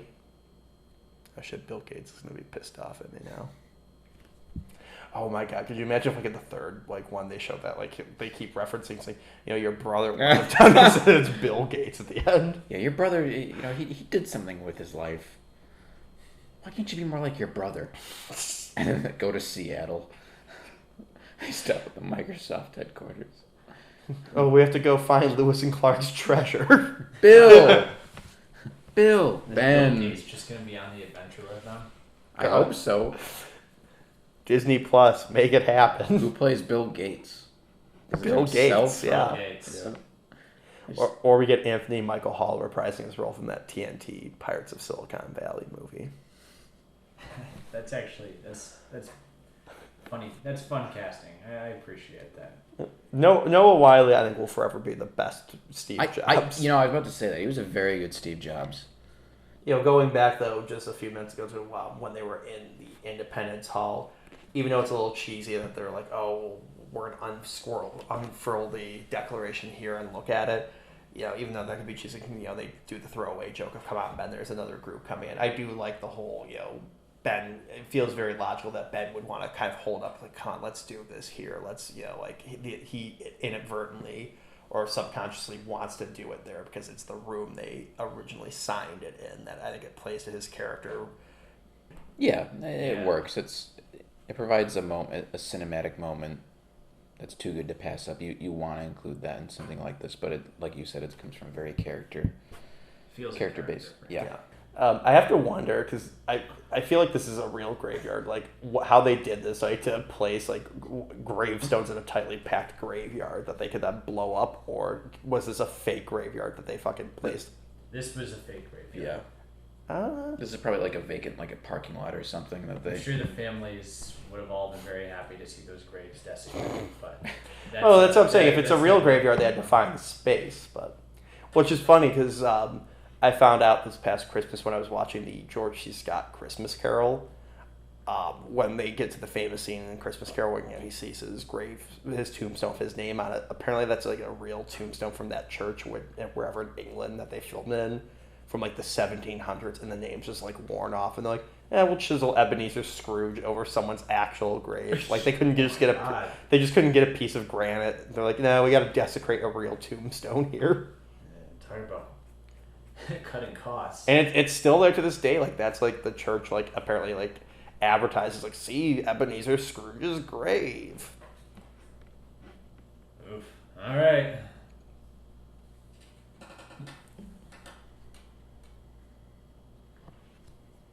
I think this is a very well done chase scene. It's doing a good job making it dynamic. You feel like you know where everyone is, even though you don't necessarily know the layout of Boston and all that, Philadelphia, but it's, I think, well paced. Oh yeah. Well, they even when they're walking, you get a sense of the geography of the initial part at least, and it's shot in a very classical way, so you can see what's happening. It works. Exactly. I mean, I don't think it is completely accurate layout, but if you told me oh no, they were able all this would have been in real time, running around, that you could run to where they are from Independence Hall and he could have ran to where he is, I would believe it. I think it's shot that well. Well, it's just you understand at least the geography of everything. Yeah. Oh no, it's just that scene in Ghostbusters too, with the baby carriage in the street. Your favorite movie, Jake? Don't tell me we're doing that. I was about to talk about how that scene was a good example where she throws it out in the middle of the street. She's in the middle of the street, and it's dangerous because the car goes over, establishing the stakes of having to run out and get it before it's run over. But I don't know. What about Ghostbusters 2? About the baby carriage at the beginning. But no, you're right. And I mean, they show the street sweeper like early enough that you're like, oh, holy shit, are they going to lose the Declaration of Independence? You know, as a kid, it got me thinking that would happen. It establishes the stakes, like Yeah. of this brief moment where it's in danger of being run over. She has to run out into the street to grab it, put herself in danger. It's good. It's just that's how you construct a beat in an action scene in like an adventure film like this. Yeah. Was that actor look familiar? He's in the guy. second one. Not the guy in the brown hair. The other one. The Oh no, one. not Nicolas Cage. Yeah. The other guy. They actually did do a good level of continuity, getting like these background FBI agents to be in the second one or whatever. But yeah, I've always thought the guy looked familiar too. I'll look it up for you. Is it Gabe from The Office? A little too young for him, I think, to be. That guy looks like Jean Ralphio from Parks and Rec. A little bit. Yeah. Yeah, him. Oh, I know who it is. I forgot his name. What's he been in? He's in Lost. I always thought he looked like the guy from 13 Ghosts who got like sliced in half at the beginning. That great effect. Maybe it's just a blondish guy in a business suit motif going on. 13 Ghosts or Ghost Ship? 13 Ghosts. Oh, Wait. okay. Oh no, I haven't- yeah. Oh wow, those movies really did have a motif of people getting cut in half. No, and 13 Ghosts of Scooby Doo. No, which it's ironic because it has Matthew Lillard in it. They have like this guy. He backs into like a closing glass door, and it just like slices him in half vertically. So like they do like the whole like his tie falls off type thing, and then he slides down. Is Harvey Keitel wearing eyeshadow or mascara? It kind of looks like I feel it. like it could be. I mean, I know they do put makeup on people to accentuate stuff. Looks like mascara. Yeah, I can see it. It kind of reminds me of the mayor from The Dark Knight. That's just Mayor him. That's just eyeliner. what he looks like. I've heard conflicting reports on that. Are you sure? I'm positive. I've heard conflicting reports. Oh, all right. Because he's in Lost, and he looks the same there. So They maybe. said that once that because this was back in the IMDb FAQ where one person had said that he just has naturally Dark eyes. dark eyes, and then another person said, I think the actor may have even said that he put the like a little bit of mascara or something on to give himself like a Frank Miller look.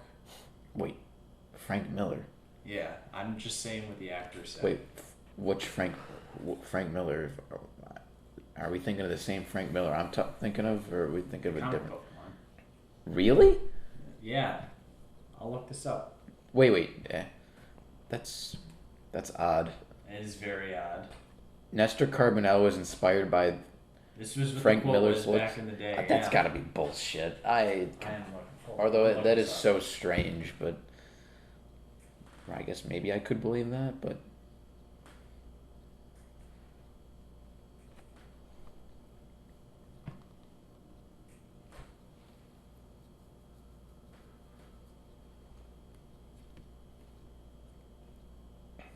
Oh my god, if you Google this, there's like tons of stuff on this. really? This is a whole thing. Oh wow.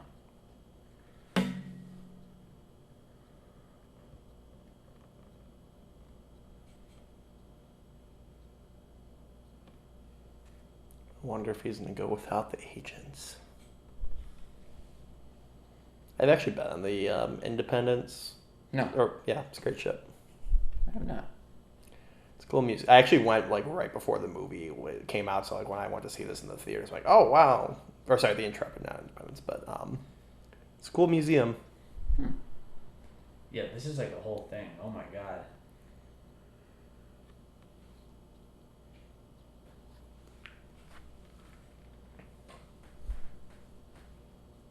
Every other article says the opposite thing. You know what? I'm gonna say I don't know, and I'm gonna leave it at that. This is this will be a mystery for the Times. Exactly. I don't want to know now. The mystery is more exciting than the answer. I like his fishing metaphor here. It's true. It never works out for the bait. Then we go through a lot of different metaphors in like this scene. He's the bait and it's fishing. Go through door 1, door 2. Now I'm gonna make door 3. So we're going through a lot of different metaphors for Gates's usage in this and what the FBI plans for him. Most of those FBI agents have English degrees. Oh shit, that's Dokes from Dexter. I just realized it as you were about to say it. Yeah. Oh fuck! Surprise, motherfucker! Surprise, motherfucker! You one creepy motherfucker, Dexter. Surprise, motherfucker! Are we talking about Dexter's Laboratory? No. Yes. No, we are not. What, you don't like that show? No, I like it fine. You acted like the producer of Dexter ran you off the road or something. You acted like I just referenced CinemaSins. I don't hate CinemaSins. I'm pretty apathetic too. I have a passionate apathy of CinemaSins. Anyway, Maybe so that's a back to National contradiction. Treasure. Back to National Treasure 3, Electric Boogaloo. Wait, hold on. Sadusky was talking. It's Sadusky, not Sandusky, right? This is Sadusky. Okay. Could you imagine if this movie starred what's his face Sandusky from Penn State? Roger Sandusky? Okay. Tim Van Dunsky? Sandusky? Oh my god, what the fuck? I'm not sure. What was his name? I think I want to say Sandusky. What happened? I was like, where did this go? It's How did this get? so Hold on, we gotta start the movie over now. We're too off track. Everybody rewind your commentaries. Not the movie, just the commentary. It'll line up. Work out eventually. He just slammed the deck below. It wasn't above water at all. Oh god, I don't know what's worse jumping from that height or being in the East River. Or Hudson. I think Sorry, it's being the in the Hudson River. Yeah. I remember it's the Hudson because they say the line coming up. It's the Hudson. There's no visibility. I'm just reminded when they grabbed his leg from that scene from the 4th Harry Potter movie during the Triwizard Cup. Oh, when the mermaids grab him. the Grindylows? Yeah, whatever. I don't know, was that in Hudson also? The Grindylow grabs Nicolas Cage. Those weren't magical, that's just what comes out of the Hudson.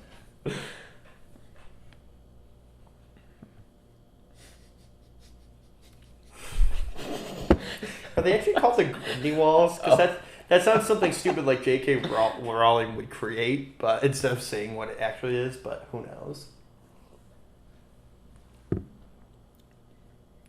God, I'm just imagining Nicolas Cage having to be in the fucking Hudson River. This probably wasn't the Hudson. This is probably a lake. Yeah, you see the skyline in the background. He's drenched. I'm pretty sure they didn't have the star of your multi-million-dollar movie get into the Hudson. You don't know. He's a method actor. I mean, he would. I feel like he'd be game for it. Or not. Maybe he would, prize his health over his craft. I don't know. I feel like he's into the performative aspects. The stunt aspects would probably be a little bit more take it or leave it. Yeah, that's true. That's a good point. Do you guys remember that Seinfeld episode where Kramer starts swimming in the East River, but no one wants to be around because he fucking reeks? Are those the later seasons of Seinfeld? I believe so. Yeah, okay. It's not as good.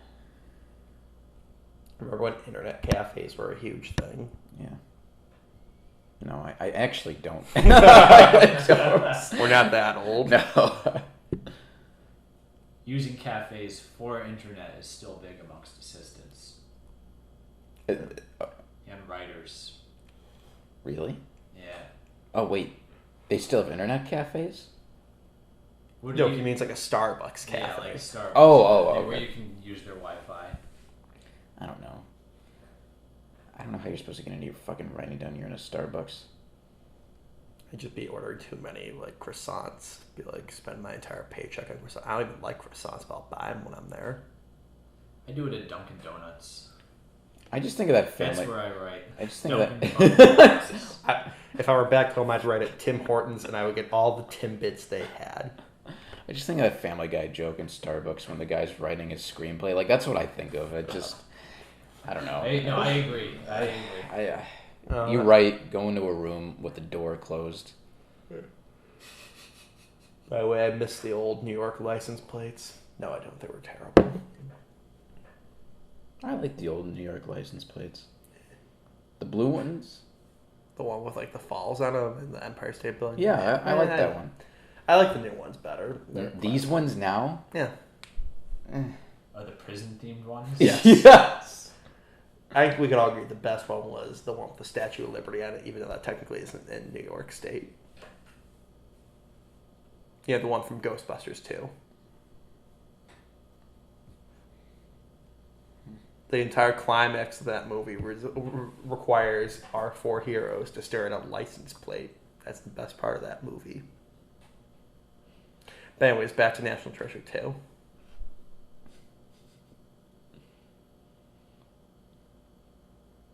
I feel like that was ad-libbed, him saying Cheerio. And I feel like it cut so quickly because Sean Bean then decked him for saying it like that. Well, that's funny. You just one-upped him. Yeah.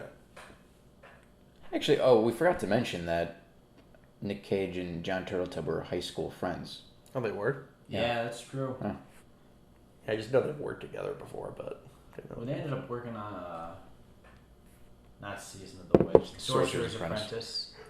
Yeah, that's that killed the friendship. That one felt very compromised to me when I watched that. It felt like it was really cut out. However, I also watched it on TBS, so maybe that had something to do It with literally was cut out. I thought it was a really big flaw in the filmmaker's part to cut out all the swear words that had in very obvious overdubs by different actors. I don't know what they were thinking there artistically. You tell me John McClane doesn't say yippee-ki-yay, Mr. Falcon? Wait, is that an actual TV edit? Yeah. Even though no one in the movie is named Mr. Falcon. Yeah, I just love listening to those like dubs of swear words. I think my favorite is John Goodman in Big Lebowski. Oh, yeah. Oh, that's great. Find a stranger in the Alps. I think the Snakes on the Play one. It's my favorite. That one's like so good. It's a joke. I couldn't. It's definitely a joke. Well, I was looking forward to the television premiere just to see what they would come up with, and it did not disappoint. Yeah. Well, the best part is like that's not even the sound alike. Like they filmed that because they knew that would be a problem, I guess. So it's like that. I like just Sam Jackson like saying that is the best thing ever. It's not a sound like that's really him saying it. It's That's beautiful. not a sound alike? I think if I remember correctly, No. they filmed that. I remember like. I don't know if it was a sound alike, but it's definitely overdubbed. Well, That's yeah, what I remember. okay. Strap yourselves in. We're gonna open some freaking windows. It was, I've had it with these monkey fighting snakes on this Monday to Friday plane. Jesus. Strap yourselves in. Yeah. And then Kenan Thompson lands the plane because he played Flight Simulator. Yeah.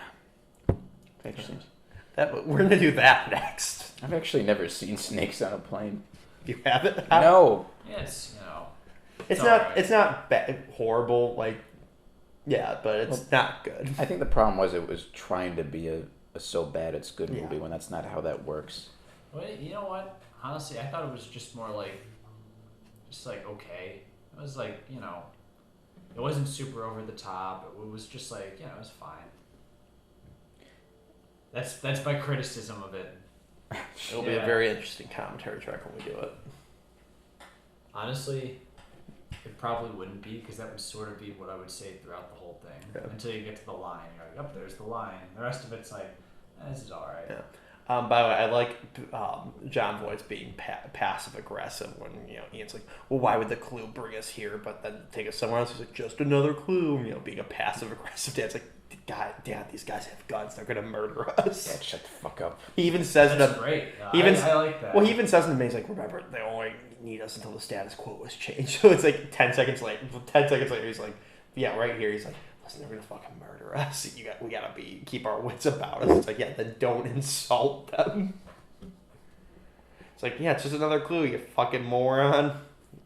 I like I love the tension that it builds between them and the way those characters clash. Again, it's like, even menial scenes like them just walking through the cathedral. Yeah. It's all, their interactions are all grained in character. Well, let's try to think of something they could do for the third one. What American historical event could they But the great hidden telekinesis of the lost symbol is the obvious choice. But besides that, like, which era could they focus on? Is Watergate tapes. That's what Chris Plummer's character worked for the Nixon administration trying to find out who Charlotte was. And they have to find out what the 18 and a half minute gap was to tell where the great treasure of Grover Cleveland is buried. World War II and the Nazis. Probably would be the more. Honestly, I heard Nick Cage wants him to go international. I mean, they already did with the second one. so it'd be International Treasure. That's the title. I mean, as long as it's like American treasure based. Yeah, I well, think that's, okay. I mean, even though they go all over the world, it is still a treasure buried in, like, Abe Lincoln's head in Mount Rushmore or something like that. If it comes out and it's international treasure, are we gonna get like crazy people that go like want it to be American again, and they're gonna be like, make National Treasure great again? Probably. That can be our new cultural battleground. Oh God. National Treasure sequel. Nick Cage will be at the center of it all. I just want to make the greatest movie possible. Listen, I gotta pay off the freaking T-Rex head I bought. Can we just go see this? Oh God, yeah, that's right, the T-Rex head. I was joking. I forgot he bought T-Rex, and I knew he bought fossils. I forgot it specifically was that. Could you imagine, though, going over to his house and just, like, imagine for the sake of this, like, he uses it as a coffee table. He just has, like, a pane of glass over the top of the T-Rex skull. That's what I would do if I had stupid amounts of money, or thought I had stupid amounts of money, I should say. Sorry, Nick Cage. Hey, don't you dare call it stupid amounts of money. He has no amount of money. He's got to, like, have a mortgage on that pyramid or tombstone he's gonna have. We all make fun of how Nick Cage spent, quite a bit of his money, and on silly things. Well, a lot of it also was was just being, that. It was silly and harmless. Well, didn't he have a lot of money actually bamboozled away from him, like from an accountant or something like that too? Not that I'm aware of. Because I know that's what happened to Abbott and Costello, so maybe I'm just confusing Nicolas Cage for Abbott and Costello. It's all very harmless, unless I guess. He spent it all, but he used his money to like fund like drug wars or something like that. It wasn't all harmless, stupid stuff. Now, my dad always said, like when we were watching this, I always remember him saying, "This is so ridiculous. Imagine that this stuff would light up after 200 years." And it is stupid, but I like the idea that somehow none of this gunpowder has gotten wet since 1776. Hey, that's what it was built for. They wanted him to find it.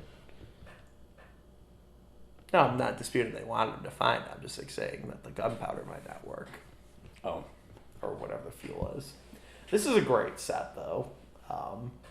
Like set piece, obviously, like they digitally enhance it. It was only like I think 2 or 3 like levels, and then like they added like the pit and all that. Mm-hmm. I remember the DVD after you saw 45 minutes worth of puzzles, had like a special feature showing like how they filmed the subsequent like henchman's death, and then the big action set piece of them jumping around the crumbling staircase. It was very interesting.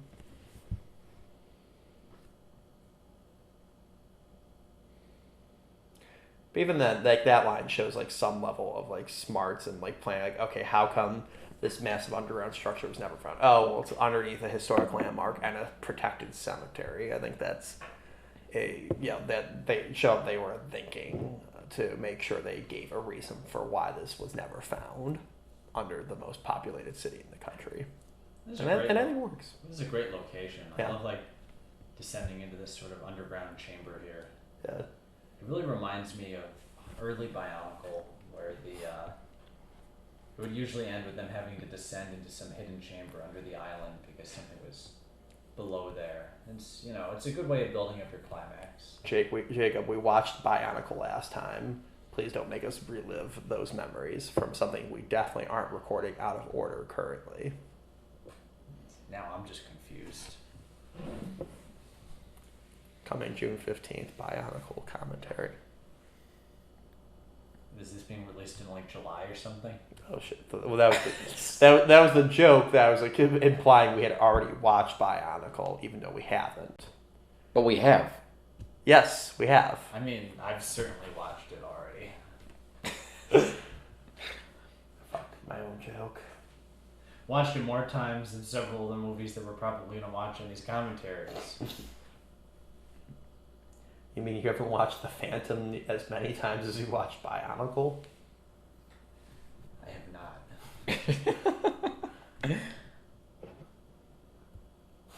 It just drops her into the abyss. I love that line they have like after everything's over. It's like he's like, I'm sorry for dropping. She's like, no, I would have done the same. He's like, really? And then like Bradley's like, I would have dropped both of you. Well, because it's really funny. Because I mean, I guess they don't know what's down there, but they're like, okay, we can go down and get it later. We know we won't survive, but the piece of paper will survive the fall likely. I love that. Oh, come on. Son!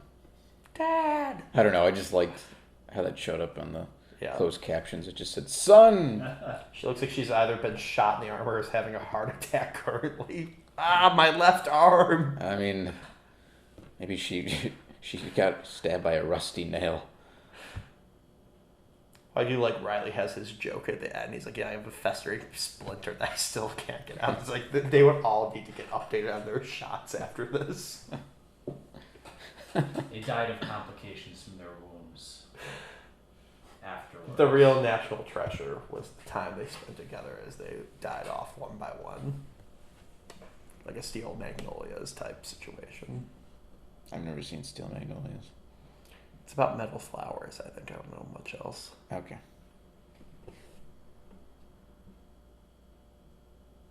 They drive a jalopy, right? Yeah.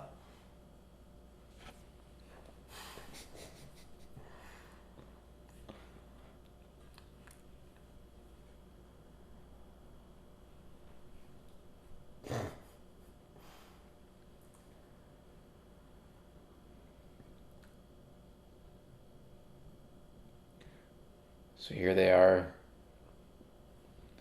We're getting looking for the treasure. still. I can't remember if it's this movie or one of the Mummy movies, but they say supposedly you can see like a statue of the Oscar in the background of the upcoming scene, and I've never been able to find it in either movie. Maybe the person was full of shit. Yeah, I guess you can't trust IMDb message boards. Who's Oscar? The Academy Award, I should say. Well, I do like, apparently, speaking of the No, Mummy. like literally, who's Oscar? Like, is it Nick Cage's? Apparently it was like a giant Oscar, so I interpreted it as being a giant one that they just borrowed from like the Academy Awards like set when they were done filming the 2003 Oscars. Hidden statues, apparently on the Mummy ride at Universal Studios in Hollywood. In the treasure room, they had a golden statue of E.T. because that replaced the E.T. ride, and then Universal found out about it. It's like, no, we got to take that out, so got to kill the fun, I guess. But it was back to National Treasure. This would have made a good theme park ride. I think they could have done like a dark ride with it. A dark ride? Yeah. How? Does like the audience get hurt at the end or something? No, like I could imagine like a haunted mansion, like you're riding through like a bunch of your favorite ride, Pirates of the Caribbean. You're riding through some set pieces. You get some robot Nicolas Cages, or he shows up to make a little extra money on the side. Like I know they were planning on doing a ride for the Atlantis movie, but that didn't do very well. I just watched that the other night for the first time. Yeah, it's a very good movie. Maybe we'll do it eventually. It's good. It's solid.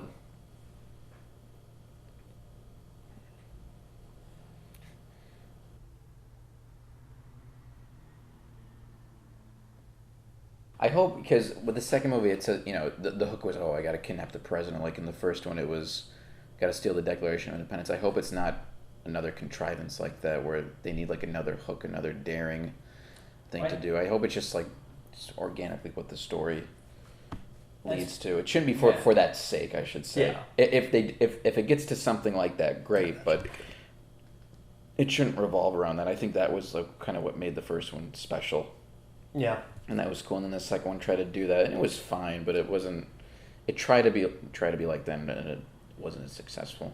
Well, I think because the of problem. I think the biggest problem for the second one is it's the typical sequel problem. We gotta go bigger. We gotta go bigger. So I mean, yeah, they go all over the East Coast in the first one, but it's like, oh, now we go all over the world, and it doesn't seem to work nearly as well because the treasure they have in the first one they really set up well as why it would be world changing. Now, yeah, if we found a shit ton of gold, like Native American gold, and a city of gold underneath Mount Rushmore, that obviously would be worldwide news. But like having like the Library of Alexandria, which is a lost repository of human information and human history that's lost and stuff like that, it felt bigger. So they're trying to go bigger. They certainly did the scope of locations, but not to the nearly to the level of the payoff.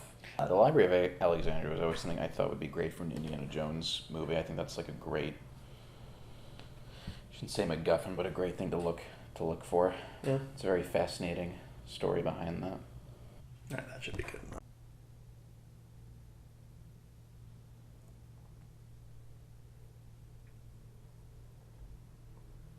This was, as a kid, I always thought this upcoming scene where they find the like what's supposed to be the treasure room and it's empty, and then he immediately gives up as like kind of like anticlimactic, and then it's like pointless because then 30 seconds later they find the treasure. Like, what was the point of it? But I think, and again, I don't know if there was as much thought behind it, is he's not losing hope because he has now ruined his life. When beforehand, when his dad's like, "You're gonna ruin your life," it's like, "No, Dad, I'm fine. I'm doing what I love." Now it's like he's finally like, "Oh fuck, it's gone. I've literally ruined my life. We might die down here. If I get out, I'm going to jail for the rest of my fucking life.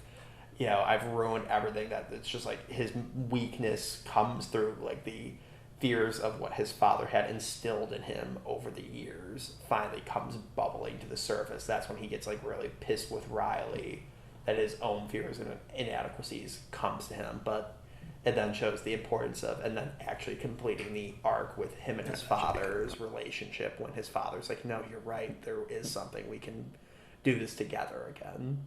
So even though in theory it's a pointless scene, I think it speaks, does a lot to the character arcs. Yeah, all in this one scene, because everything's leading towards here. Yeah, I mean, it would not be nearly. I mean, it's definitely not great when you find it and all that you've led up to this, but I think it's even that much more powerful when you've gone through this emotional. It's simple, but effective. This is not like it's not meant to be a very sophisticated character piece, and that's okay. Yeah, because it's just trying to be an entertaining, fun adventure film.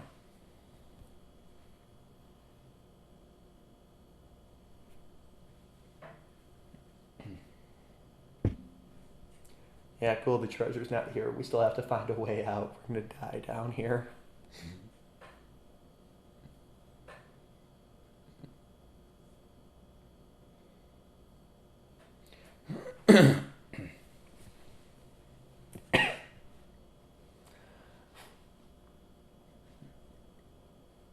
Oh, Riley. They could have also tried climbing their way out at the other way. It's not quite as dire as they want to make it seem.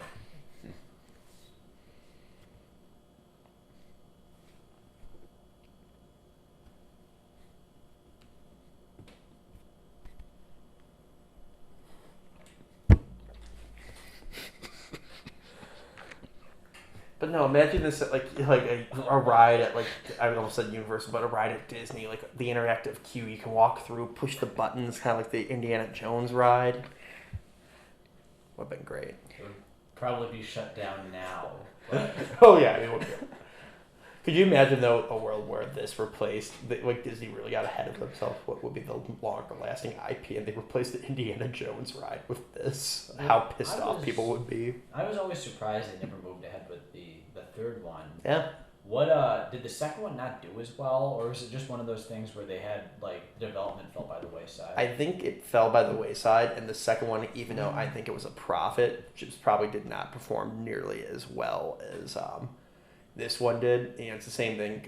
As I was joking with the Blair Witch comparison, with the sequels. You know, the second one grossed a shit ton of money as well, nowhere near the first one, but it made a huge profit. But the studio's like, okay, this didn't make us nearly as much money as the last one did. This isn't exactly, going to be the hottest property. Apparently, we don't need to keep spending money on it. I mean, it did well. It grossed $220 million in North America and $237 in worldwide. So it did very well. What was the budget? Let's see. 130. So it made its money back. I mean, it wasn't a huge hit. It's okay. It's like typically with budgets like that, they have to make back 3 times what the budget was to break even. So it's like it's okay. Yeah, I mean, it wasn't a flop in any regards, but yeah, it literally was that. It's like it didn't make nearly as much money as they were hoping, and it's like, all right, well, will the next one not make as much money? I mean, you look at it, it goes to a testament with like with Jurassic World that you look at like the box office returns for Jurassic Park 2 and 3, they were less and less than the previous one. They still made money, but you had to start wondering at a certain point, it's like, okay, are we going to make a movie and now is this next one going to be a flop? Are we going to lose money on a fourth Jurassic Park? Are we going to lose money on a third, National Treasure? I was going to say third Independence Day, but I'm sure they would lose money if they made a third Independence Day now. Sometimes you just get stuck regrouping. Yeah. And then, I mean, the second one, I enjoy the second one, but it's not like the first one. Like, I will stand by this as a fun family movie. I have the second one on DVD, but I bought it from a used bookstore for like $3. That would be the only way I would have invested money to get that. It was fun, but like lost a lot of the magic and fun that this first movie had, and I could see like it did need to exist for a third one. I'll see the third one if it looks good, but I don't think it'll be near as good as this one. You never know. I'm hooked on your title, Jake. International Treasure. International. That's how you soft reboot a franchise. I'm just imagining the teaser poster is Nick Cage wearing this exact outfit, torch in one hand, holding a globe in the other one. Yeah, he'll be holding the globe, but it'll be an echo of the first poster for this movie. Yeah. The poster for the original, where he's like standing there in that pose, but he'll have the globe, and it'll be International Treasure. Yes. I like how he also stairs. Like, it's a beautiful thing. I would not trust those stairs. Those stairs look even ricketier than the first set they went on. Also, imagine, again, going back to the ride, you start in the church basement, you see this guy is like an animatronic in the corner cowering in fear. It'd be great. He has a heart attack each time. There's Judas again. Like, this is our big scene. The Bad Lieutenant scene. The meeting of the Bad Lieutenants. Well, I guess they kind of met in the one scene. Oh, that's true. But this is like a more impactful scene. Yeah, and this actually has some good visual storytelling, because you sort of see the Freemasons ring on him, right? Yeah. Yeah.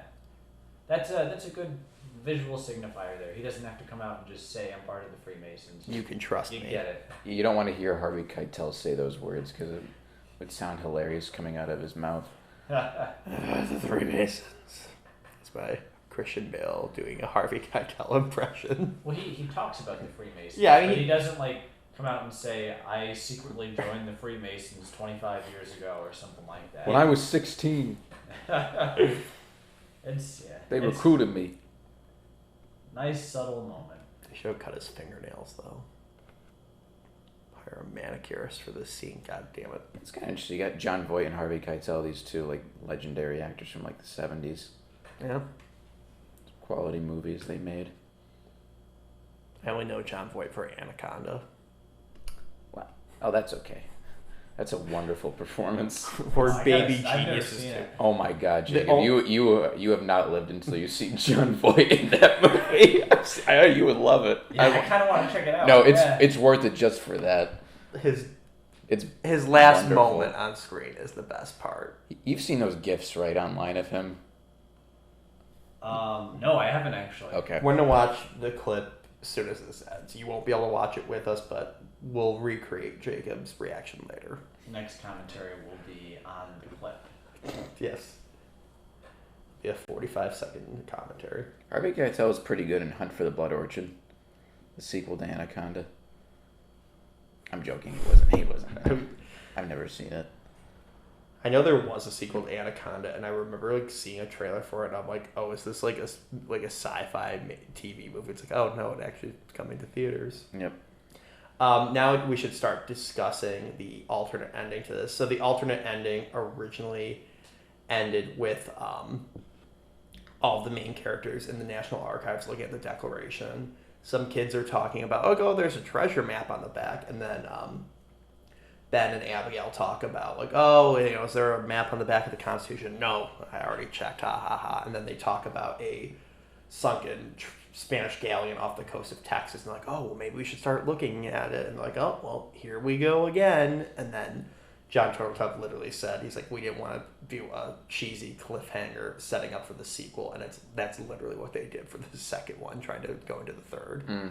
So even though I'd be fine with that, it's very reminiscent of how Back to the Future ended with, oh, well, the adventures continue, but they then hamstrung themselves into doing something with that ending. Yeah, it's never good to pigeonhole yourself like that. Especially if you don't have a plan. Yeah. So, with Back to the Future, they never intended to make a sequel. So, like, oh, crap, what are we going to do with Jennifer? So that's why they knocked Jennifer out immediately when they get to 2015. So. Well, it also depends on how you engage with the problem, Yeah. It's like, sometimes you can rise to the occasion and do something really, really interesting or unique with it, or kind of take it as sort of like a limitation that encourages your creativity. And I think they did that for Back to the Future too. Well, I mean, with what they would propose for National Treasure 2 of just finding a sunken ship, it's not nearly to the same level of a treasure that redefines world history. So I'm glad they went with this. I think this is a nice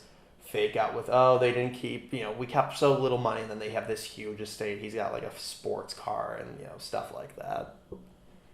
It's a nice ending. Shows they're in love. They'll get a divorce by part 2, apparently, but don't worry, guys. They'll get back together. I was okay with that. I didn't care for that. No. I like how they do it in The Mummy Returns, that they're like a couple now. It doesn't just walk back on what happened in the last one. Which, ironically, we will be doing, in not next commentary, but the one after, so foreshadowing. Can we just skip to The Mummy Returns? That movie's so cool. Well, I've got some funny stories about a friend, one of our our current friend, but former roommate, how I messed with him with that movie. But either way, well, we hope you enjoyed our 4th of July themed commentary for National Treasure. So thanks for watching or listening. Either one. So we hope you have a happy 4th of July, and if you're watching this after the 4th of July, we hope you have a happy Labor Day. Have a good night. Stay golden.